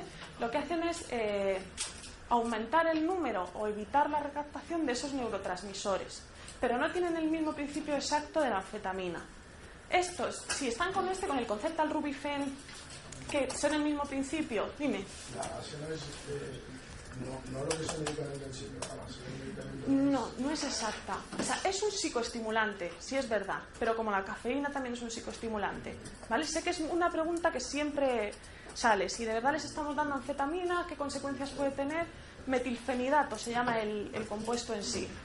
Entonces, es psicoestimulante, sí que es verdad que altera, digamos, de alguna manera esa estimulación cognitiva y la producción de neurotransmisores, pero no tiene exactamente la misma base. Luego va a ser que hay otra que sí, que tiene la misma fase de la anfetamina. A un nivel muy bajito, pero el procedimiento o el principio activo es el mismo. Si vuestros chavales están con Concerta, Medikinet o Rubifen, ¿vale?, que solo se diferencian en las horas de duración, el Rubifen son 4 horas, el Medikinet son 8 y el Concerta son 12, ¿vale? Solo se diferencian en eso, en la liberación. Con que no se la tomen el día que vengan a evaluarse, nos vale. Ese día por la mañana no te tomes la medicación. Pero hay otro principio activo que igual os suena también, que es el estratera. Otra medicación que es estratera. Este es en realidad el mismo principio activo que los ansiolíticos. Estos inhiben la recaptación. Lo que hace es que las neuronas que produce el chaval no se recapten y se eliminen del organismo, ¿vale? Las acumula, entonces aumenta esos neurotransmisores en el lóbulo frontal. El estratera no es de efecto inmediato. Tú le das un Rubifen al chaval y a la media hora el efecto está. El estratera tarda 3 semanas, porque es como acumulativo, en empezar a hacer efecto. Luego tarda 1 semana en dejar de hacer efecto. Si vais a evaluar a un chaval con estratera, 1 semana antes, que es más complicado convencer a los papás sobre todo, tiene que dejarse de tomar la medicación. Y luego está uno nuevo, que es el que está un poco más probándose, que es el Elvanse, que sí que tiene una base más del mismo principio, aunque no es exactamente, de anfetamina. Dicen que está teniendo muy buenos resultados. Mis niños todos estaban con metilfenidato y ahora hay 3 que les han cambiado el Elvanse. Entonces, no os puedo hablar desde la experiencia con este. No sé deciros. Ojo con el estratera, porque como tiene el mismo principio que un ansiolítico, si es un chaval con ansiedad que está dando síntomas de TDAH y le doy estratera, los síntomas van a mejorar. Pero no porque tenga TDAH, sino porque tiene ansiedad. Entonces, mucho ojo cuando sea estratera. Y cuidado, porque hay muchos adolescentes que si están muy alterados emocionalmente, tienen TDAH, ¿vale? Pero luego se ha desarrollado después, sobre todo en ese inicio de la ESO, trastornos, ansiedad o emocionales, no quieren dejar el estratera aunque hayan mejorado en sus funciones ejecutivas, porque les está funcionando como ansiolítico. Entonces, es una adolescencia, se da mucho. Ellos saben que ya no necesitan esa medicación para funcionar en su día a día, pero les quita la ansiedad.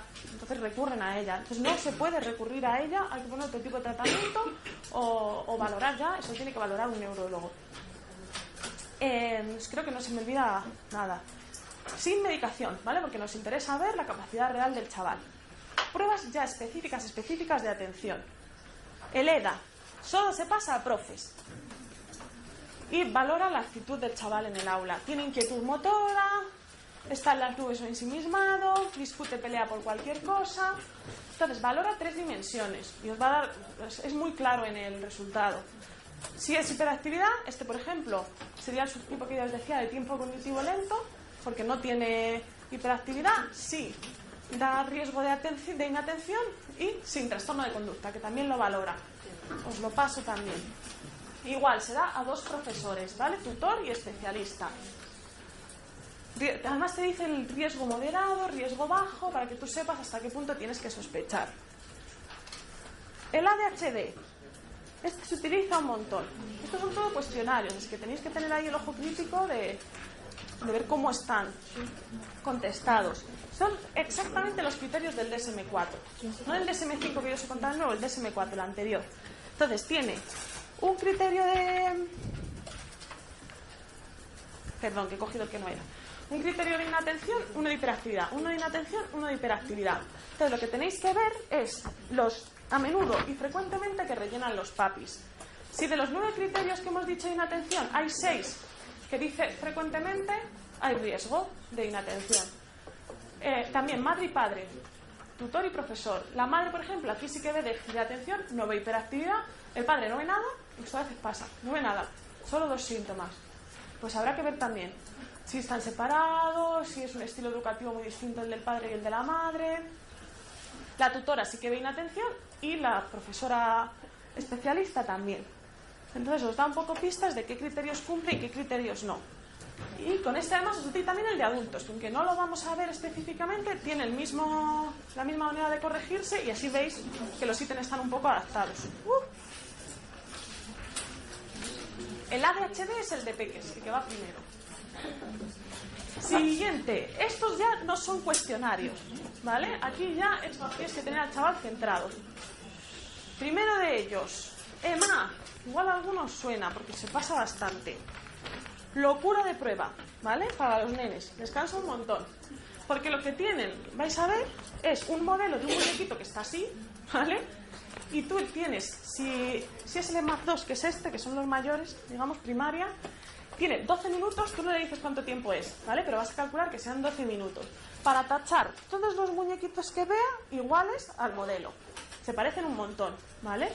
Entonces, esto luego evalúa cuánto se ha tachado, cuánto se ha dejado por tachar, cuánto se ha tachado sin que fuese ese muñequito y número de errores, omisiones y en relación al tiempo. Es bastante dificilillo. ¿Qué pasa? Como tú le dejas el test y no puedes hacer nada, no puedes decirle, oye, te estás distrayendo, y son 12 minutos, los nenes pierden muchísimo tiempo porque se ensimisman y se quedan muchas veces, a lo mejor de los 12 minutos, 3 minutos que han perdido de tiempo. Pero no puedes decirle nada, porque entonces no está siendo una calidad atencional real. Entonces son pruebas como muy largas en las que dejas al chaval que vaya él solo. El de los muñequitos es el EMAF, acordaros. ¿Qué te da? Te da 2 variables que os van a dar muchos test y que tenéis que tener mucho ojo porque va a variar en función un poco del diagnóstico cuál esté bien y cuál esté mal. Calidad atencional, esa CA, es el rato que el niño está atento, tiene una buena calidad de la atención, aunque sea poco, te va a atender 5 minutos, pero atiende con una buena calidad, eso te da la calidad atencional. Y luego la atención sostenida. Es capaz de sostener la atención mucho tiempo, a lo mejor con mala calidad, ¿vale? Pero mucho tiempo. Entonces hay que jugar con esas 2 variables. Chaval que atiende poco pero atiende bien, o chaval que está 20 minutos atendiendo pero ha perdido la mitad de la información. Todo lo que esté en este cuadrito gris va a estar mal. ¿Veis? Este nene tiene mal tanto la calidad atencional como la atención sostenida. Igual... Vale, otro más. ¿Veis? Este nene está bien, está muy al límite. Este sería probablemente uno de estos que tú decías de cumple 5 criterios, está como muy al límite. Pues está ahí. Tú no puedes decir que este niño esté muy mal, pero ¿sabes? El límite está en 40 y tiene 44. Pues igual es de estos niños que no coincide la capacidad que tiene con el rendimiento que está teniendo. A lo mejor no puedes determinar que hay un déficit de atención, pero sí una necesidad de que ese niño inicie tratamiento para mejorar un poco y entrenar y madurar un poco esas funciones ejecutivas. No sé si había alguien me ha dicho algo, no, es una pregunta. D2, os lo paso también. Este es dificilillo, ¿vale? ¿Por qué? Le das al chaval esta hoja que tiene millones de Ds y él tiene que tachar las Ds que tengan 2 palitos, por eso el D2. Puede tener 2 palitos arriba, 2 palitos abajo, o un palito arriba, uno abajo. Entonces, empieza a rellenar una línea y a los 20 segundos le dices, cambio, bájala de abajo. 20 segundos, cambio. Se distingue del EMAP. El EMAP tú le dejas solo, ¿vale? Y si se distrae puede perder 3 minutos. Aquí si se distrae, lo máximo que pierde son 20 segundos. Entonces hay veces que una va mal y la otra no. Estás midiendo como procesos distintos en la atención. Los resultados que te da son bastante precisos, porque te mide de todo. O sea, efectividad total, te da el rango medio bajo, medio alto, adecuado. Son un montón. En realidad lo que os tenéis que quedar es que mide si hay mucha variabilidad entre cómo empezó la prueba, ¿vale? Que en los primeros 20 segundos identificó todas, a mitad de la prueba solo llega hasta la número 7, ¿vale? Porque está ya como la calidad atencional disminuyendo, luego vuelve a hacer otros 15 bien, ¿vale? Es como, mide un poco la variabilidad en la atención. Y si cada 20 segundos el chaval ha perdido mucho tiempo en cambiar de línea, porque hay veces que se embotona y está ahí, ¡ah!, hasta que vuelvo a la línea perdió 5 segundos. Entonces mide un poco todos esos factores. Influye algo la vista, porque es verdad que yo lo he hecho y una jugada y me costaba un montón. Claro, tienes que descartar, por eso en el VAS autoinforme lo pone. Si el chaval tiene dificultades a nivel visoperceptivo, estas pruebas probablemente le den mal. Entonces tienes que descartar que no hay algo de eso, porque es verdad, no es fácil. Y el EMAG tampoco, son muñequitos muy pequeños. Entonces siempre hay que tener cuidado. Por eso vais a ver que estas, aunque son fiables, no son de las que más te fías. Ni el EMAG ni el D2. Se pasan porque te da mucha información en base a qué está fallando, si calidad o atención. Pero tienen mucho negativo en esa parte perceptivas, que son Ds muy pequeñas, las vais a ver ahora cuando pase. Porque no es raro que te salga mal sin que haya un déficit de atención, a lo mejor, porque estás ahí intentando discriminar. Estas son las pruebas que a mí me gustan y las más divertidas. Y a los niños también les gustan más al principio, luego ya no, porque se hacen con el ordenador. ¿Vale? Necesitáis un ordenador para pasar estas pruebas. El CPT es la prueba más eficaz en el diagnóstico de TDAH. Vais a ver que las hay más bonitas, pero a nivel de efectividad es la más eficaz. Entonces, consiste en que aparece una pantalla en negro y van saliendo letras, toda la letra del abecedario. El chaval tiene que darle a la barra espaciadora en todas las letras, menos en la X. ¿Vale? Pues él está tin, tin, tin, tin, en la X no le das. Tienes que asegurarte que lo ha entendido bien. ¿Qué pasa? Son 20 minutos de prueba, que es una barbaridad para ellos. Tienes que estar dándole. A lo mejor salen 2 X seguidas y el chaval se ha acostumbrado a que solo levanta en una letra y le vuelve a dar. Comete errores. Y a veces salen hiper rápido, luego se acostumbra a darle muy rápido y salen X y sigue dándole, o salen súper lentas y le da, se distrae, han pasado 3 letras, vuelve a darle. Entonces tiene esos 2 baremos. Se cansan un montón, están ahí todo el rato. Pero es muy eficaz porque estás midiendo si le da, si no le da, cuánto tiempo tarda desde que sale la letra hasta que el chaval reacciona y le da la tecla. Y luego es muy visual en la interpretación, ¿vale? Que es lo que a mí me gustaría enseñaros para que seáis un poco críticos si alguna vez os llega un informe de esto. ¿Qué tenéis que mirar? Primera grafiquita que te da el CPT. Lo azul es el niño que hemos evaluado. Lo rojo es más o menos lo normativo, lo que tendría que estar. Te da igual, volvemos otra vez a los mismos criterios: inatención, la impulsividad y la vigilancia. Vigilancia es si cognitivamente el chaval está receptivo a esos cambios en el tiempo, a ese tiempo de reacción, ¿vale? Está fatal, sobre todo, en impulsividad y en la vigilancia. Este niño sin medicación, ¿vale? Quedaros con más o menos los resultados porque luego vais a ver el mismo CPT con medicación al día siguiente. ¿Vale? Fijaros sobre todo en estas partes que están aquí súper altas. Esta es la gráfica que más se mira cuando te viene un CPT. La parte de arriba es las puntuaciones que coinciden, que son clínicas. O sea, digamos el tanto por ciento de TDAH que podemos decir que tiene el chaval. Este tenía un 78,6. Es ya bastante, ¿vale? Nos está indicando que el diagnóstico es muy probable. Luego, te da unos indicadores generales que lo que hay que mirar es los que salen así, ¿vale? Medianamente atípico. Pues está ahí en el límite. Sin riesgo, ¿vale? Y estos son los complicados. 1, 2, 3, 4, 5 marcadamente atípicos, indicadores de que algo no está bien. Y como veis, mire, pues eso, las omisiones, las veces que no le ha dado, las veces que le ha dado sin tenerle que dar, y estos HIT RT son los tiempos de respuesta. Esto que yo os digo desde que sale la letra hasta que yo le doy. Y varían mucho dependiendo de la velocidad a la que salgan las letras. Luego te da los indicadores de inatención, ¿vale? Cuando ya, por ejemplo, que son 5, o sea, este nene es muy, muy, muy inatento. 5 indicadores ya es bastante. Tiene 1 de impulsividad, en las perseveraciones. Esto que yo os decía de sigo dándole pase lo que pase, los 20 minutos. Y la pobre vigilancia. Pues es un chico que ha tardado mucho desde que han salido letras lentas hasta que han salido despacio, deprisa, en cambiar un poco su actitud. Mismo niño con medicación. ¿Os acordáis de la primera gráfica? Que se salía todo hacia arriba. Este tenía metilfenidato. Son 2 días, ¿eh? El primer día con medicación y el segundo día sin medicación. O sea, perdón, al revés, sin y con.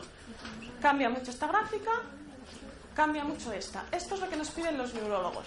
Si la diferencia entre casi el 80% ha bajado un 50%, hay una diferencia de un 30% en la efectividad y con un 30% ya se considera que la medicación está siendo efectiva. Si no, se retira medicación.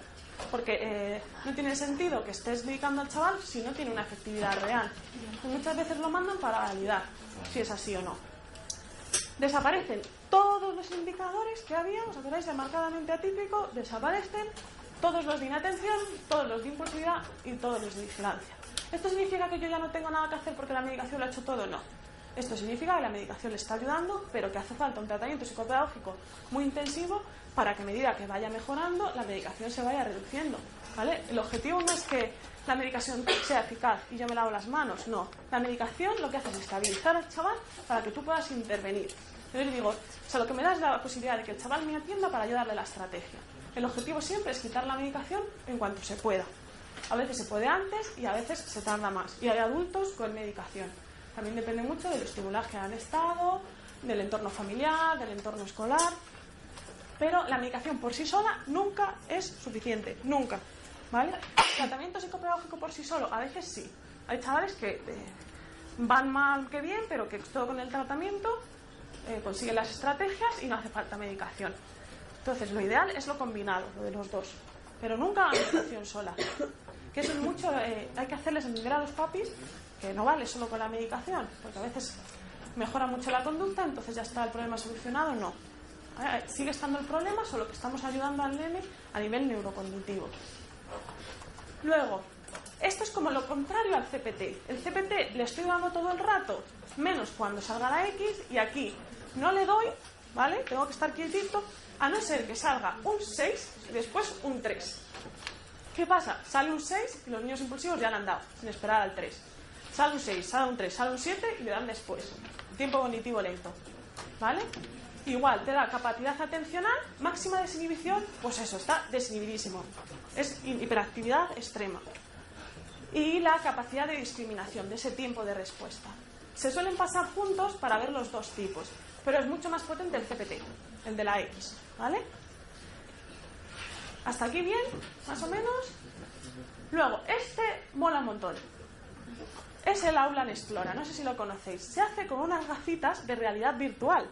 Entonces a los niños les hace mucha gracia y a ti te da la oportunidad de ver cómo es la atención del chaval en un contexto real de un aula. Él se pone las gafas y unos cascos y ve esto de un aula. Y, o sea, el aula entera está perfectamente creada. Y les pone las mismas tareas, o sea, sobre la misma base del CPT y el CESAR. La primera tarea es: dale siempre al ratón, excepto cuando oigas o veas una manzana. Pues tiene que estar pendiente del canal auditivo y de las manzanas que salen en la pizarra. Le da todo el rato, excepto cuando sale la manzana. Y la tarea 2 es como el CESAR. No le des, excepto si oyes un 7, y oyes o ves un 7 y después un 3. Es una combinación de números. ¿Qué pasa? Que mientras estás haciendo esas tareas tienes distractores reales. Entonces el chaval está y a lo mejor hay un compañero que hace Nuestros niños dicen, ¿qué? ¿Sabes? Todos. Suena la sirena. Yo tiene un montón que se quitan las gafas y se van. No, ha sonado la sirena, ya acaba la prueba. No, ha sonado dentro de la prueba, no te puedes ir. Pasa un avión, el profe sale de la clase y vuelve a entrar, hay un asiento vacío, entonces todos dicen, ha faltado un compañero, ha faltado. O sea, se lo creen muchísimo. Les encanta esta prueba. Es cansada, pero les encanta. Hay un montón de distractores. Entonces es muy buena porque te da muchas medidas. Vais a ver. Esto es como la capacidad general del chaval, ¿vale? Igual, cuanto más amarillo o rojo sea, peor está. Mide los errores, las omisiones, las veces que no le ha dado, los errores, el tiempo medio en general, el tiempo medio en relación a los aciertos y la actividad motora. Esto es muy evidente, la actividad motora lo vais a ver en las gráficas. A mí me gusta el aula porque es muy... Les gusta a ellos y me gusta a mí en las grafiquitas estas. Vale, mirad, con distractores y sin distractores. Hay tiempos de la tarea en la que la prueba no tiene distractores, ¿vale? No hay ningún niño que pase ni ningún avión de papel, y hay tiempos que sí. Y diréis, jope, qué raro que da sin distractores mejor que con distractores. Y es un niño con diagnóstico de TDAH. Cuando os pasa esto es porque los distractores de ese niño no están siendo externos. No le distrae el entorno, se distrae internamente. Pensamientos, ideas, ensoñaciones, se ha quedado pensando en que ha comido judías. Entonces, ojo, no os fiéis de, no pasa nada, sin distractores es mejor, no es TDAH. No, lo que te da la pista es que el distractor está dentro, no tanto en el entorno. ¿Vale? Muy típico en los tiempos cognitivo lento, en esa inatención. No le distrae el entorno, le distrae que estaba pensando en los Pokémon o lo que sea que haya tenido el día anterior. ¿Vale? Siguiente gráfica. Tarea 1, ¿vale? Que es la azul. Sería como tener un CPC y un CSAT en la misma gráfica. ¿Veis? Si falla más cuando tiene que darle mucho, más propio de hiperactividad, o cuando tiene que darle muy poco, más propio de la inatención. Igual, estímulos visuales y estímulos auditivos. Esto a mí me da muchas pistas para el tratamiento. ¿Es un niño más visual o más auditivo? ¿Qué le ayuda más? ¿A qué atiende? ¿A una estrategia de memoria auditiva? ¿Se va a enterar mejor si yo le cuento la lección o si hace un esquema y lo ve? Para diagnóstico menos. Y atención sostenida, ¿vale? De la tarea 1 a la tarea 2, se estaba viendo la pizarra cómo ha bajado la atención. Y aquí vienen las divertidas para mí. Esto es un niño sin TDAH, ¿vale? Tarea 1 y tarea 2. Lo que está más oscurito, no sé si se ve desde el fondo, ¿se ve? Son los distractores. Pues aquí el profe sale de la clase, entonces es un distractor largo porque hasta que sale y vuelve a entrar. Esto a lo mejor es el que le hacen al niño. No hay distractores, o sea, la calidad de la ejecución de la prueba, haya distractor o no, el niño está bien. Esto es un niño sin TDAH. Esto es un niño con TDAH. ¿Vale? Coincide el profesor. Esto, o sea, sale alterado cuando ha seguido con la cabeza el estímulo. La gafa mide lo que se mueve. Pues nada, tú fíjate. Le habrá salido... perdón. O sea, esto es más normal, pero esto, que no había distractor y está mirando a la parte de atrás, o sea, eso es ya un niño que es muy, muy inquieto y muy, muy inatento. Luego, niños sin TDAH. Este cuadradito de aquí, que este se ve peor, es la pizarra de la clase. Y lo negrita, lo que está aquí como negro, es donde ha tenido él la mirada, no focalizada. Pues esto está muy bien, porque ha estado mirando, esto es la pared de adelante y esto es la pizarra. Esto es la amplitud de los movimientos que ha hecho, ¿vale? Pues ha mirado un poco hacia los lados, un poco hacia arriba y hacia abajo, y se ha girado un poquito así. Esto probablemente sería lo que nos saliese a nosotros, pues estás en una prueba y estás muy concentrado y además lo quieres hacer muy bien. Estos son mis niños. Vale, o sea, qué barbaridad, la diferencia. Sí que es verdad que os he traído muy extremos, o sea, este es... Pero, jope, me encanta porque se ve súper visual. O sea, ha hecho movimientos que son difíciles de hacer con las gafas puestas. Lo digo de verdad. Ha mirado hacia atrás del todo, o sea, es el mismo niño de la gráfica de los distractores. ¿Veis? Aquí se ve mejor porque está en color. Pues imaginaros cómo es este nene en clase, ¿vale? No está mirando a la pizarra ni la mitad del tiempo. Esta es la prueba más divertida porque se ve como más visual y hace más ilusión, me parece a mí. Funciones ejecutivas. Fácil, ¿vale? Ya vamos terminando. Mantener la atención, que queda poquito. La Brief, que os la paso. Vale, Brief es funciones ejecutivas muy del entorno, ¿no? De cómo se comporta el chaval en casa, de cómo se comporta en el cole. Y me gusta porque tiene muchas de las que yo os he contado y alguna más. Este chaval es el mismo del aula, ¿vale? Del que estaba fatal, el pobre. Le da todo clínico. Inhibición, lo que hemos hablado, el cambio de la flexibilidad, el control emocional, la iniciación, la memoria de trabajo, todas las funciones ejecutivas que yo os he contado, tanto desde el punto de vista de la madre como del padre, están alteradas. Esto tampoco es normal que pase, que esté todo tan alterado. Lo normal es que te dé más o menos esto, pues alguna clínica y alguna normativa. Este chaval, las que son más cognitivas, memoria de trabajo, planificación y organización de materiales, incluye, se me olvida deciros esta en la piel, dan mal, pero el cambio, la flexibilidad y la inhibición, pues da normativo, o sea, está ahí como medio. Muchas veces, cuando las pruebas, todo lo que hemos visto de inatención da bien, el chaval tiene una buena inatención, pero funciones ejecutivas te sigue dando mal, lo que hacen es que, como no puedes diagnosticar un TDAH, determinas que es una inmadurez frontal, ¿vale? No está suficientemente mal el lóbulo frontal como para un diagnóstico de TDAH, pero no está tan maduro como tendría que estar a su edad. Requiere tratamiento igual. No se le suele medicar, es raro que se medique a un nene con inmadurez frontal, pero tratamiento seguro, ¿vale? Para que madure un poquito esa parte del lóbulo frontal. Y luego está el ENFEL. Igual sí que le conocéis más porque se pasa más a nivel de neuro. ¿Qué pruebas tiene? Estos senderitos, el chaval empieza en el 20 y tiene que ir retrocediendo 19, 18, 17, 16 y calculas lo que tarda. Esta le suele salir mejor que esta, que es el sendero de colores. Empieza en el 1 y tiene que ir haciendo 1, 2, 3, pero un 1 rojo, un 2 amarillo, 3 rojo, 4 amarillo.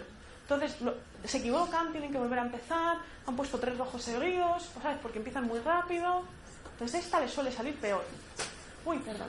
Esta es como la Torre de Londres o la Torre de Hanoi, que igual seguramente habéis jugado. Que tienes las piecitas, el modelo, y tienes que pasarlo de este palito a este y que se queden igual.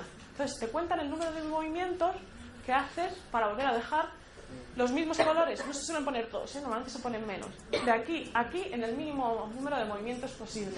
Les sabe fatal, porque empiezan sin planificar y se vuelven locos. Pues esta da mucha información. Esta, seguro que también la habéis hecho alguna vez en el Facebook o cosas así. Esta es una tarea de la inhibición cognitiva que yo os decía. Hay que decir el color de las letras y no la palabra que pone. Dificilísimo, ¿eh? Seguro que algún error cometemos todos. Pero ellos empiezan súper rápido y empiezan leyendo, cambian, locura. Y esto es la grafiquita que os da el ENFEL, ¿vale? Fluidez semántica es que tú le dices al chaval todas las palabras que se te ocurren que empiecen por F. Y, perdón, fonológica. Y la semántica, todos los animales que se te ocurran, ¿vale? Y ves a ver cómo es capaz de recuperar información y organizarla. Esto es muy típico del TDAH. Salen mal anillas y el sendero de colores. Lo demás te puede salir bien. Pero anillas y el sendero este que era rojo, amarillo, sale mal muchísimo. Y el Wisconsin, que a mí también me gusta mucho. Se hace con ordenador. Si alguna vez os quieren pasar a un Wisconsin, a partir de ahora tenéis que decir que no podéis, ¿vale? Porque ya os vais a ver el truco y no vale. Pero tú no le das al chaval ninguna pista de cómo va la prueba, excepto tienes que empezar y descubrir tú en qué consiste. Alucinan, porque si no me vas a dar ninguna instrucción, no. Tienes que ser un buen investigador y descubrirlo tú. Entonces, él empieza a hacer pruebas. Y dice, bueno, pues le dices que lo único que tiene que hacer es poner esta tarjeta en uno de los montones. Yo, por ejemplo, diría, pues voy a ir a poner cruces con cruces. Me dice, error. Pues ¿qué será? Normalmente cambian las tarjetas y perseveran. Cruces con cruces. Error. La prueba solo le dice si es error o acierto. Digo, bueno, pues voy a cambiar. Y voy a poner, como aquí hay 2 cruces y aquí hay 2 estrellas, voy a hacerlo por el número. Número, error. ¿Vale? Alucinan. Esto está mal, esta prueba está mal. Color. Acierto. Pues sigo. Los rojos, los azules con los azules, tal. Y de repente la prueba cambia la variable. Entonces, estaban haciéndolo bien y dice error. Los niños que tienen función ejecutiva dicen, pues igual es que es verdad que ha cambiado y cambia el número. Los que la tienen mala perseveran, que era el color, que he dicho que era el color, y 8 veces error hasta que dicen, igual ha cambiado. Encima, esta prueba tarda lo que tarda el chaval en pillar la prueba. Si la pillan muy rápido, a lo mejor son 5 minutos, pero como no, están ahí 20 minutos hasta que consiguen averiguar que de vez en cuando el criterio cambia.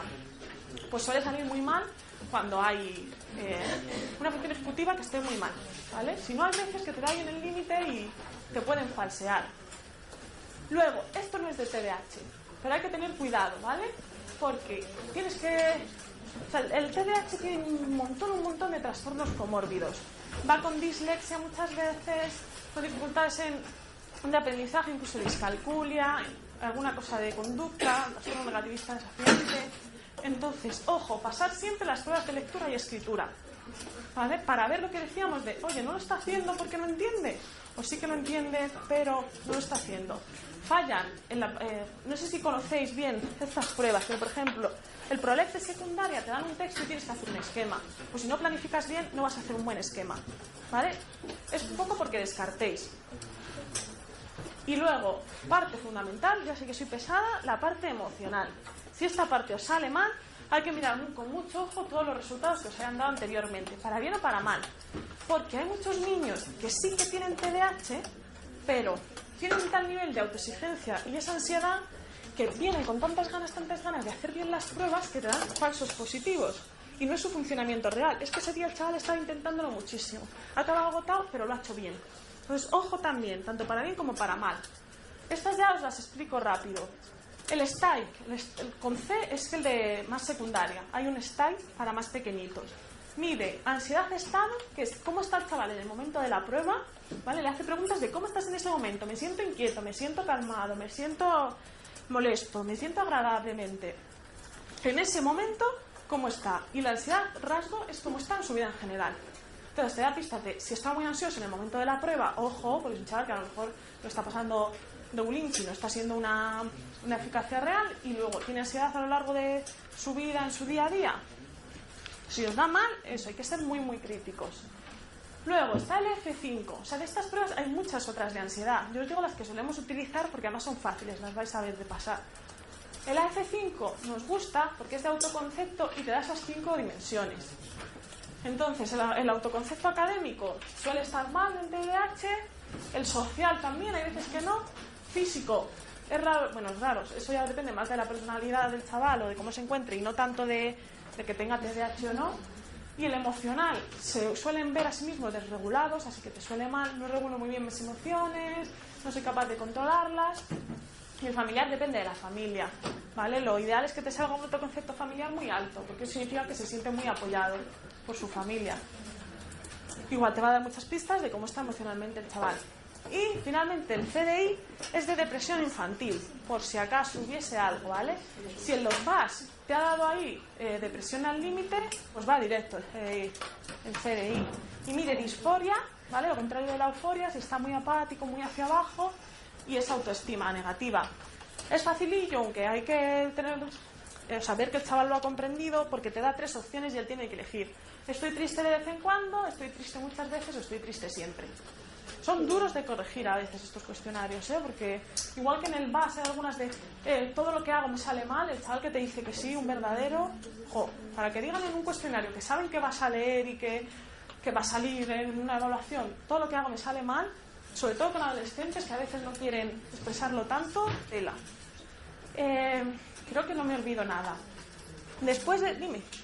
Una pregunta. ¿Estos últimos de emocional y lectoescritura los pasas para descartar que venga de esto Eso o para también tenerlo en cuenta en tu intervención?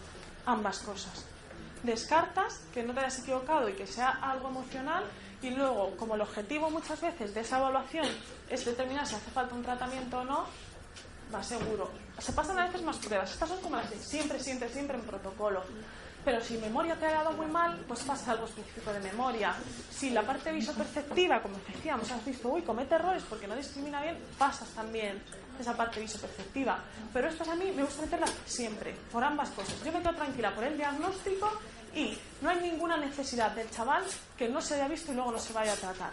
O por lo menos que yo no haya dicho, oye, esto hay que tratarlo. Porque luego ahora veremos en las conclusiones. Tú tienes que poner no solo el diagnóstico, sino si recomiendas un tratamiento, hacia dónde tú consideras que tiene que ir enfocado ese tratamiento. Una cosa muy importante, una vez que hayáis acabado esto, seáis muy críticos y veáis esa coherencia que yo os decía, tengo todas las pruebas y tenéis que haceros un mapa mental del chaval. No solo de las pruebas, sino del contexto, ¿vale? Mapa mental que me he hecho con los datos de su familia. Si me he puesto en contacto con el cole o con los cuestionarios, mapa mental del cole. ¿Todo tiene sentido? ¿O hay algo que de repente dices, pues que esto no cuadra? Todas las pruebas de atención mal, excepto una que de repente le sale súper bien. Pues a ver cuál es y cómo estaba el chaval en ese momento. Porque igual os digo, ha dado falso positivo por esas ganas de hacerlo muy, muy bien. Una vez que tienes todo eso, haces una hipótesis diagnóstica. No puedes hacer el diagnóstico tú, ¿vale? Un diagnóstico de TDAH tiene que hacerlo un neurólogo o un psiquiatra infantil, aunque normalmente son los neurólogos. Tú lo que haces es hacer tu informe, tu conclusión diagnóstica y siempre a confirmar con un especialista en neurología, ¿vale? Porque tienen que ser ellos los que digan sí, es verdad, y pongan el sello de estas pruebas están bien hechas. En neurólogos, pues como todo, hay neurólogos muy buenos que hacen una labor muy buena, tanto a nivel de acogimiento de familias como a nivel clínico, y te puedes encontrar con algunos que o te echen para atrás diagnósticos o que tú hayas dicho, no es un caso de TDAH, según mi opinión, y ellos aún así digan que sí y mediquen. Pues ahí ya, o sea, vosotros lo que podéis hacer es aseguraros que vuestro diagnóstico, como yo os decía, no te lo van a pillar por ningún sitio, y que está bien hecho y que has tenido en cuenta que detrás de todas esas pruebas había una personita con un mundo inmenso. Y has tenido en cuenta ese mundo. No te has quedado solo en un dato, como tú decías, es que es un 6. Ya, pero es que vamos a ver qué niño es, en qué contexto y cómo estaba en el momento de la evaluación. Luego, para dar esa devolución a la familia, pues hay que tener mucho cuidado, hay que ser muy, muy, muy empático. Porque, como os decía, hay algunas que os van a forzar a quiero ese diagnóstico, hay algunas que van con mucho sentimiento de esa culpabilidad y de igual yo lo podía haber evitado y hay que acogerles y ver qué cosas reforzarles han hecho bien hasta ahora, han tenido sensibilidad, han sabido ver qué cosas eran propias del diagnóstico y qué cosas no, que es algo que preguntan mucho las familias. ¿Y cómo sé si esto que hace no lo hace porque no le da la gana o porque es déficit de atención? O sea, hay que devolverles mucho eso con mucha tranquilidad y esa serenidad de no pasa nada, lo importante es que estamos en el camino correcto. Yo siempre les digo, estás aquí y eso ya es que has tenido como familia una inquietud de que hay algo no va bien y la voluntad de que necesitas saber para evitar ese sufrimiento al final y esa mala calidad de vida del nene. A veces no es tan difícil devolver el diagnóstico a las familias como a los coles, ¿vale? Yo pensé siempre que iba a ser al revés, pero es mucho más difícil que un cole te acepte un diagnóstico que te lo acepte la familia. Yo me he tenido que pelear muchísimo y me he tenido que pelear y enfadar un montón por las respuestas de los profes, porque muchas veces desde estas cosas que leen en Facebook, tú has hecho la evaluación, has conseguido que la familia lo entienda y que esté tranquila, llegan con su informe al cole y el tutor no cree en el TDAH, entonces no va a hacer nada. Entonces ya yo muchas veces le digo, es que aunque no creas en la etiqueta de TDAH, cree que hay una necesidad y vamos a ponerle, independientemente de lo que tú creas que existe o no, una solución a eso. A veces pides cosas muy fáciles, como yo le pedí una vez a una profe, ella me decía, no creo en el TDAH, y dije, bueno, pues da igual, vamos a limitarnos a no la etiqueta, que nos sirve más de cara pues, al diagnóstico o al tratamiento, y vamos a ver qué pautas puedes hacer en el cole. Entonces yo le pedí que de momento sentase a mi niña, a una de las del BAS, a la nena del BAS, en primera fila. Le dije, siéntala en primera fila, porque si te sientas en última, el número de distractores hasta que llega la atención a mí es brutal. Entonces ella me dijo que no. Y yo le digo, ¿cómo que no? Y digo, no lo voy a hacer porque en mi clase sentarse en primera fila es una... Bueno, es algo que te tienes que ganar, ¿vale? Una ventaja que te tienes que ganar. Entonces yo le decía, así es como si me dices que tienes un niño con asmático y un niño asmático le dices, no te doy el inhalador hasta que no corras 12 vueltas al campo. O sea, no le estás dando el recurso y no lo va a conseguir. Me decía, no, es que se tiene que portar bien, tener 2 semanas los ejercicios hechos. Pues, o sea, no puede ser, ¿vale? Que sentarte en primera fila. Entonces, es más difícil con los profes que con los padres. Muchos dicen, no, es cuestión de los padres. Es que estos padres están todos los días encima del niño y lo que tienen que dejar es que el niño se caiga y que aprenda. No, si los papás están todos los días encima del niño, en una medida justa, es porque igual el niño solo, hoy por hoy, no puede. ¿El objetivo es que tenga autonomía? Sí. Pero tienden mucho a... No, lo que hay que dejar es eso. Lo que hay que hacer, muchos me han dicho, lo que tiene que hacer ese niño es echar a andar y ya madurará. Pues no, probablemente sin ayuda no lo haga. Entonces a veces hay que dejarse también de tanto existe, no existe, y ver que tienes una persona que tiene una necesidad, que cuando el niño viene a un diagnóstico, yo no voy a darle la etiqueta porque sí o porque no. Voy a darle ese recogimiento a la familia y al niño de la ayuda, que es el objetivo, es para lo que estamos aquí, para darle la ayuda a ese nene. Entonces hay que ser también un poco flexible. ¿Hacer un buen diagnóstico es importante? Sí. Pero ¿cuál es el objetivo? ¿Vale? ¿O por qué estamos hoy todos un poco aquí? Dime. Lo que decís antes del neurólogo, bueno, aparte Sí. de los profes y demás, si el neurólogo dice que no, aunque él diga que no, tú puedes hacer un tratamiento educativo. Claro, sí. Lo que pasa es que muchas veces el cole, o si quieres pedir una ayuda de cara a becas, o por ejemplo los casos de bachillerato, si tú quieres que tu chaval tenga en selectividad, que muchas veces lo pedimos, 20 minutillos más, que parece que les dan, necesitas que un informe del neurólogo sea de un neurólogo, el tuyo solo no vale. Hay veces que hay tribunales de selectividad, o tribunales, no sé cómo se llamarán, que con tu informe y con el del cole de, ojo, este niño durante el bachillerato ha tenido una adaptación curricular no significativa, que es al final lo que pedimos en el TDAH, ¿vale? Muy raramente pides una significativa, ya eso es porque hay algo más. Tú lo que pides es una adaptación en la metodología. Y hay 4 pautas básicas que hacen que mejoren un montón estos chavales. Véase, pues eso, siéntame más adelante, agenda, ¿vale? O sea, el uso de la agenda es fundamental. Entonces, me he ido, pero bueno, sí, es muy difícil a veces cuando el neurólogo te dice que no, que es raro, ¿vale? A mí me ha pasado solo una vez, y me ha pasado con un señor que pues que le dijo a una de mis chicas que fíjate, o sea, es que luego hay sentido común en todos los lados. Diagnóstico de TDAH de muchísimo tiempo. La cambian de neurólogo y el neurólogo le dice que no tiene TDAH. Le empieza a hacer preguntas de su vida y la chica le dice que tiene 19, 20 años y que dice, estoy muy contenta porque me he echado un novio, le cuenta. ¿No habías tenido novio antes? No. Entonces el neurólogo, o sea, alucina, le dice que no tiene TDAH, que lo que tiene es un problema emocional porque es lesbiana y no lo tiene interiorizado. Y le quita la medicación. O sea, ojo luego, ¿vale? Esta niña la daba igual y salió riéndose, pero le pasa a otra de mis niñas o a otras familias que no confían en el TDAH, el neurólogo te dice que tu nena lo que tiene es una dificultad de orientación sexual y a lo mejor crees más en eso, ¿vale? Que en el TDAH. Ojo, ¿vale? Hay que tener, o sea, no se puede decir no existe. Mal diagnóstico puede ser, pero... Venga, más preguntillas. No me creo que no haya más. Vamos. Y las veces que en plan con los TDAH en la facultad, síntomas o signos de hiperactividad se dan más en los hombres y los de atención en las niñas. Es cierto. Tienden a ser más inatentas las niñas y por ello pasan más desapercibida todavía. Sí. Es mucho más en varones. Y se me había dicho, es hereditario. Ojo, nene con TDAH, probablemente papá con TDAH.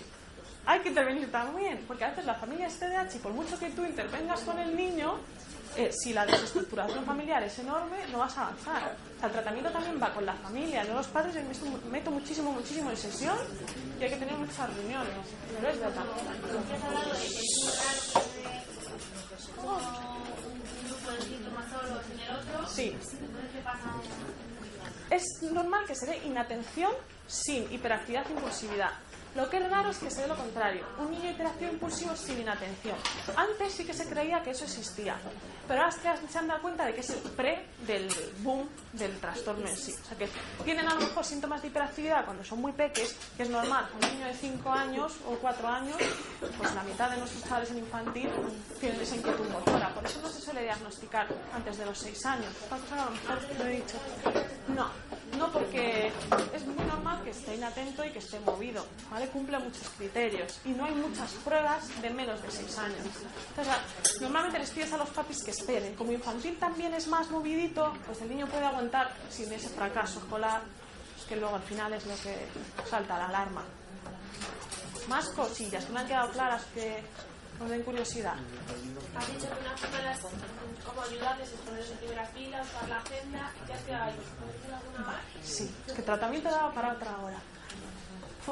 A nivel de clase, acércale, ojo con las llamadas de atención que hagan que toda la clase tenga atención sobre el niño. Pepito, escúchame, Pepito, ¿estás atento? No, normalmente se recomienda que le sientes en pequeña fila y que acuerdes algo con él, a lo mejor un toque en la mesa, o que, sobre todo para evitar la estigmatización social de que Pepito siempre está inatento.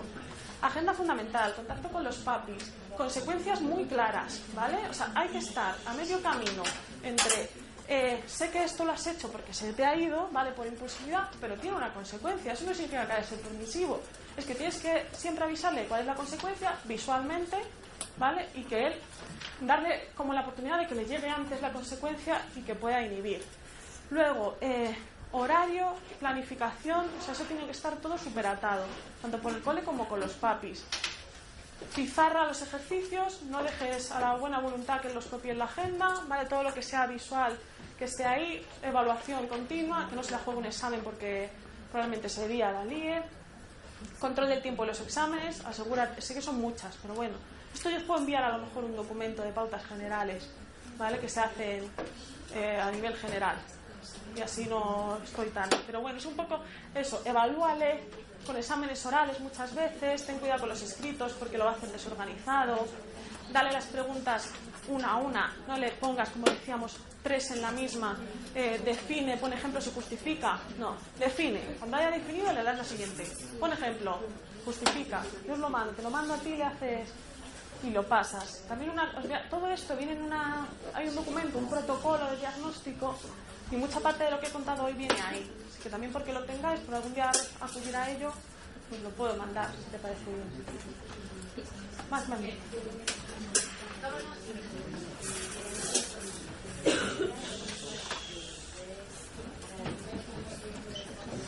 Toda tu vida y necesitas tratamiento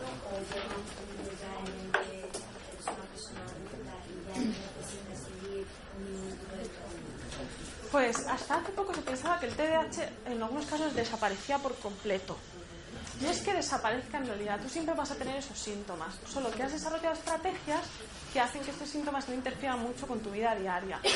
Pasa mucho con los padres cuando vienen, tú le das el diagnóstico al niño y te dicen, toda mi vida yo he sido así, pero bueno, o sea, tienen éxito, tienen una familia, pero los síntomas siguen. Lo que pasa es que tú aprendes a explicarlo. El tratamiento llega un momento que el objetivo es que pare, tanto farmacológico como el psicopedagógico. Por ejemplo, yo el otro día, una mamá que no tiene tratamiento, nunca lo ha tenido, pero ella se reconoce en esos síntomas. Me llama desesperada porque llegaban tarde, porque conduciendo se ensimismó, te llevaba un camión delante, entonces siguió el camión, ¿vale? Iba ahí todo el rato con la vista fija en el camión y no se dio cuenta de que estaba siguiendo el camión hasta que llegó a una gasolinera y paró el camión. Entonces, esto era en Aranjuez. El centro que yo tengo está en el centro de Madrid, en el que yo trabajo. Entonces me llama y dice, pues sin atención, ahí tuvo un fallo de función ejecutiva y de TDAH brutal. Y en ese bloqueo no se le ocurrió poner el GPS, a lo mejor. Entonces, aunque esa mujer no necesite tratamiento, tiene cosas ahí que siempre van a estar. Sí. No sé quién está. Es que hace, las semanas anteriores estaba haciendo un curso que era justo de abordaje de trastornos en una perspectiva diferente de ver los trastornos en la infancia.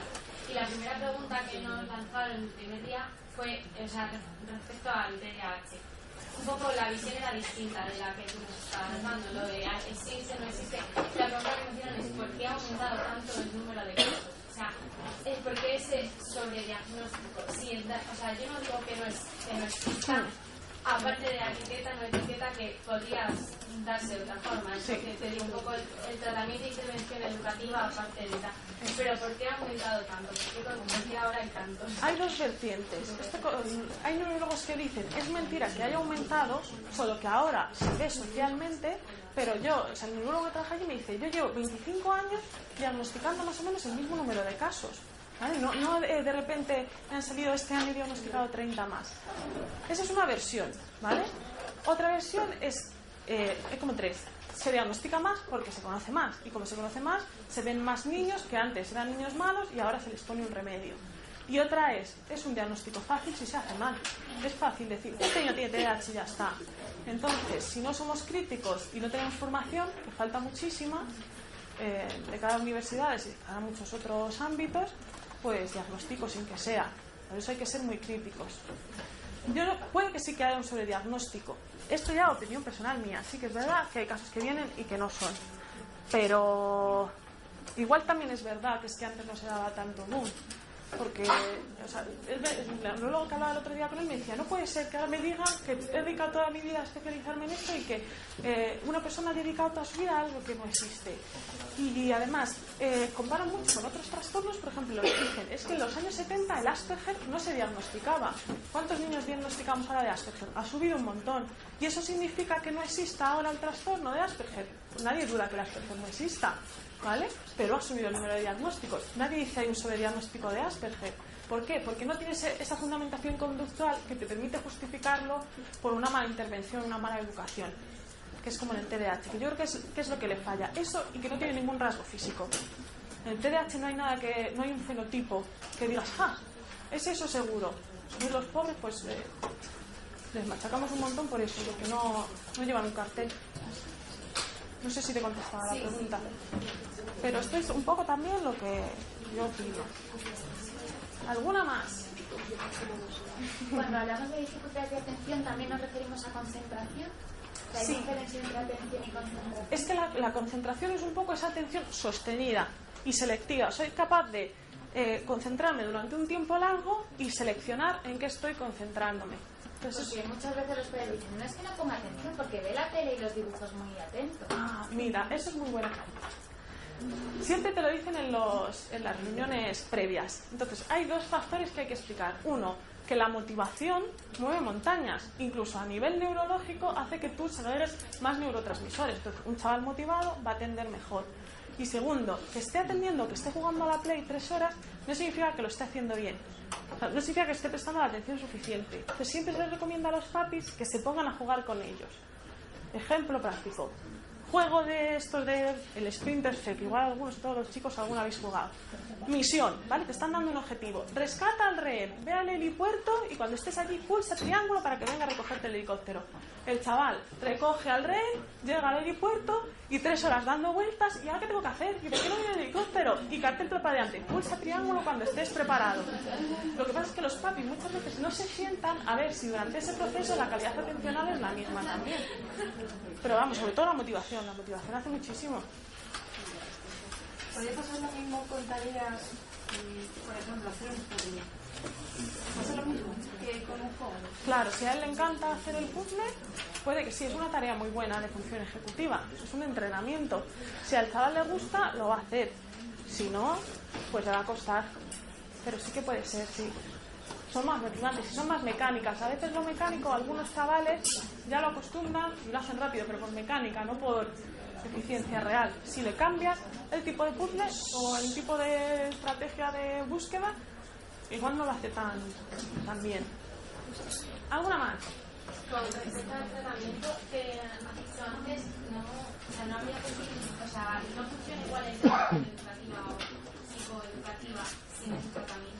O sea, yo es que solo di una asignatura lo que es el Bullpen y concepto, nos dieron como un poco las líneas que siguen en eso, esta texto, vuelve a bajar esta texto. O sea, sin ese tratamiento no sería igual de efectivo que una intervención educativa. Depende mucho del niño y del grado de TDAH que tenga y del riesgo que estés dispuesto a correr.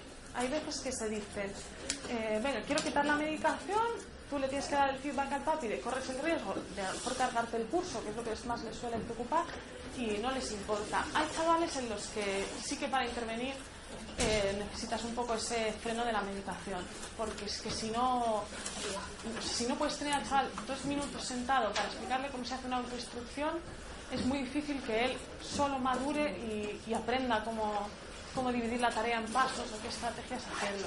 Hay chavales que puedes tirar con un tratamiento psicopedagógico, ¿vale? Que van tirando, a lo mejor no llegan a su capacidad real, pero van sacando sus objetivos y tal, y puedes tirar. Pero hay otros que no. Chavales que no. Por eso, hay veces que aunque tu ideal no sea medicar a un nene, ¿vale? No es el ideal para nadie. Los papis muchas veces dicen, médica y ya está. Les cuesta, porque sienten ahí un sentimiento de no sé hasta qué punto estoy cambiando la manera de ser y si mi niño es así, ¿por qué no le pueden adaptar? Pero claro, tienes ahí una presión del contexto muy grande, ¿vale? El contexto escolar está obligando a tu niño a tener un rendimiento. No puedes cambiar el contexto escolar, así que tienes que intervenir con tu niño. Y si no puedes intervenir en ese momento porque es inviable enseñarles estrategia, pues tienes que ponerlo. Y así no te llega a tu No. El objetivo es quitarla lo antes posible, de hecho. Por eso tu tratamiento tiene que ser muy eficaz. No hablamos de tratamiento, pero tienes que ser la mejor. Porque si puedes quitar desde un día o un mes antes esa medicación, es el objetivo. La medicación te da el tiempo suficiente para entrar e intervenir a saco. Pero en cuanto o desde mi punto de vista, en cuanto se pueda, la medicación es una ayuda, no es la solución. Es una ayuda al entrenamiento. ¿Alguna más? No da tiempo, ¿no? A ver, yo creo que agradecemos mucho a Clara que haya venido la claridad de exposición y ha hecho todo un recorrido de lo que es este diagnóstico complejo. Y bueno, tenéis un correo para preguntarle cosas que se hayan quedado. Yo destacaría 2 cosas que creo que son fundamentales. Uno, creo que ha dado más que fundamento para salir de la opiniología en la que nosotros estamos metidos todos, digo, incluida yo, porque nos llevan corrientes, opiniones y no están fundadas científicamente. Yo creo que hay que ser profesionales, ¿no? y crecer, digamos, en esta profesionalización de la educación. Por lo tanto, tener datos y hablar de lo que realmente hemos verificado.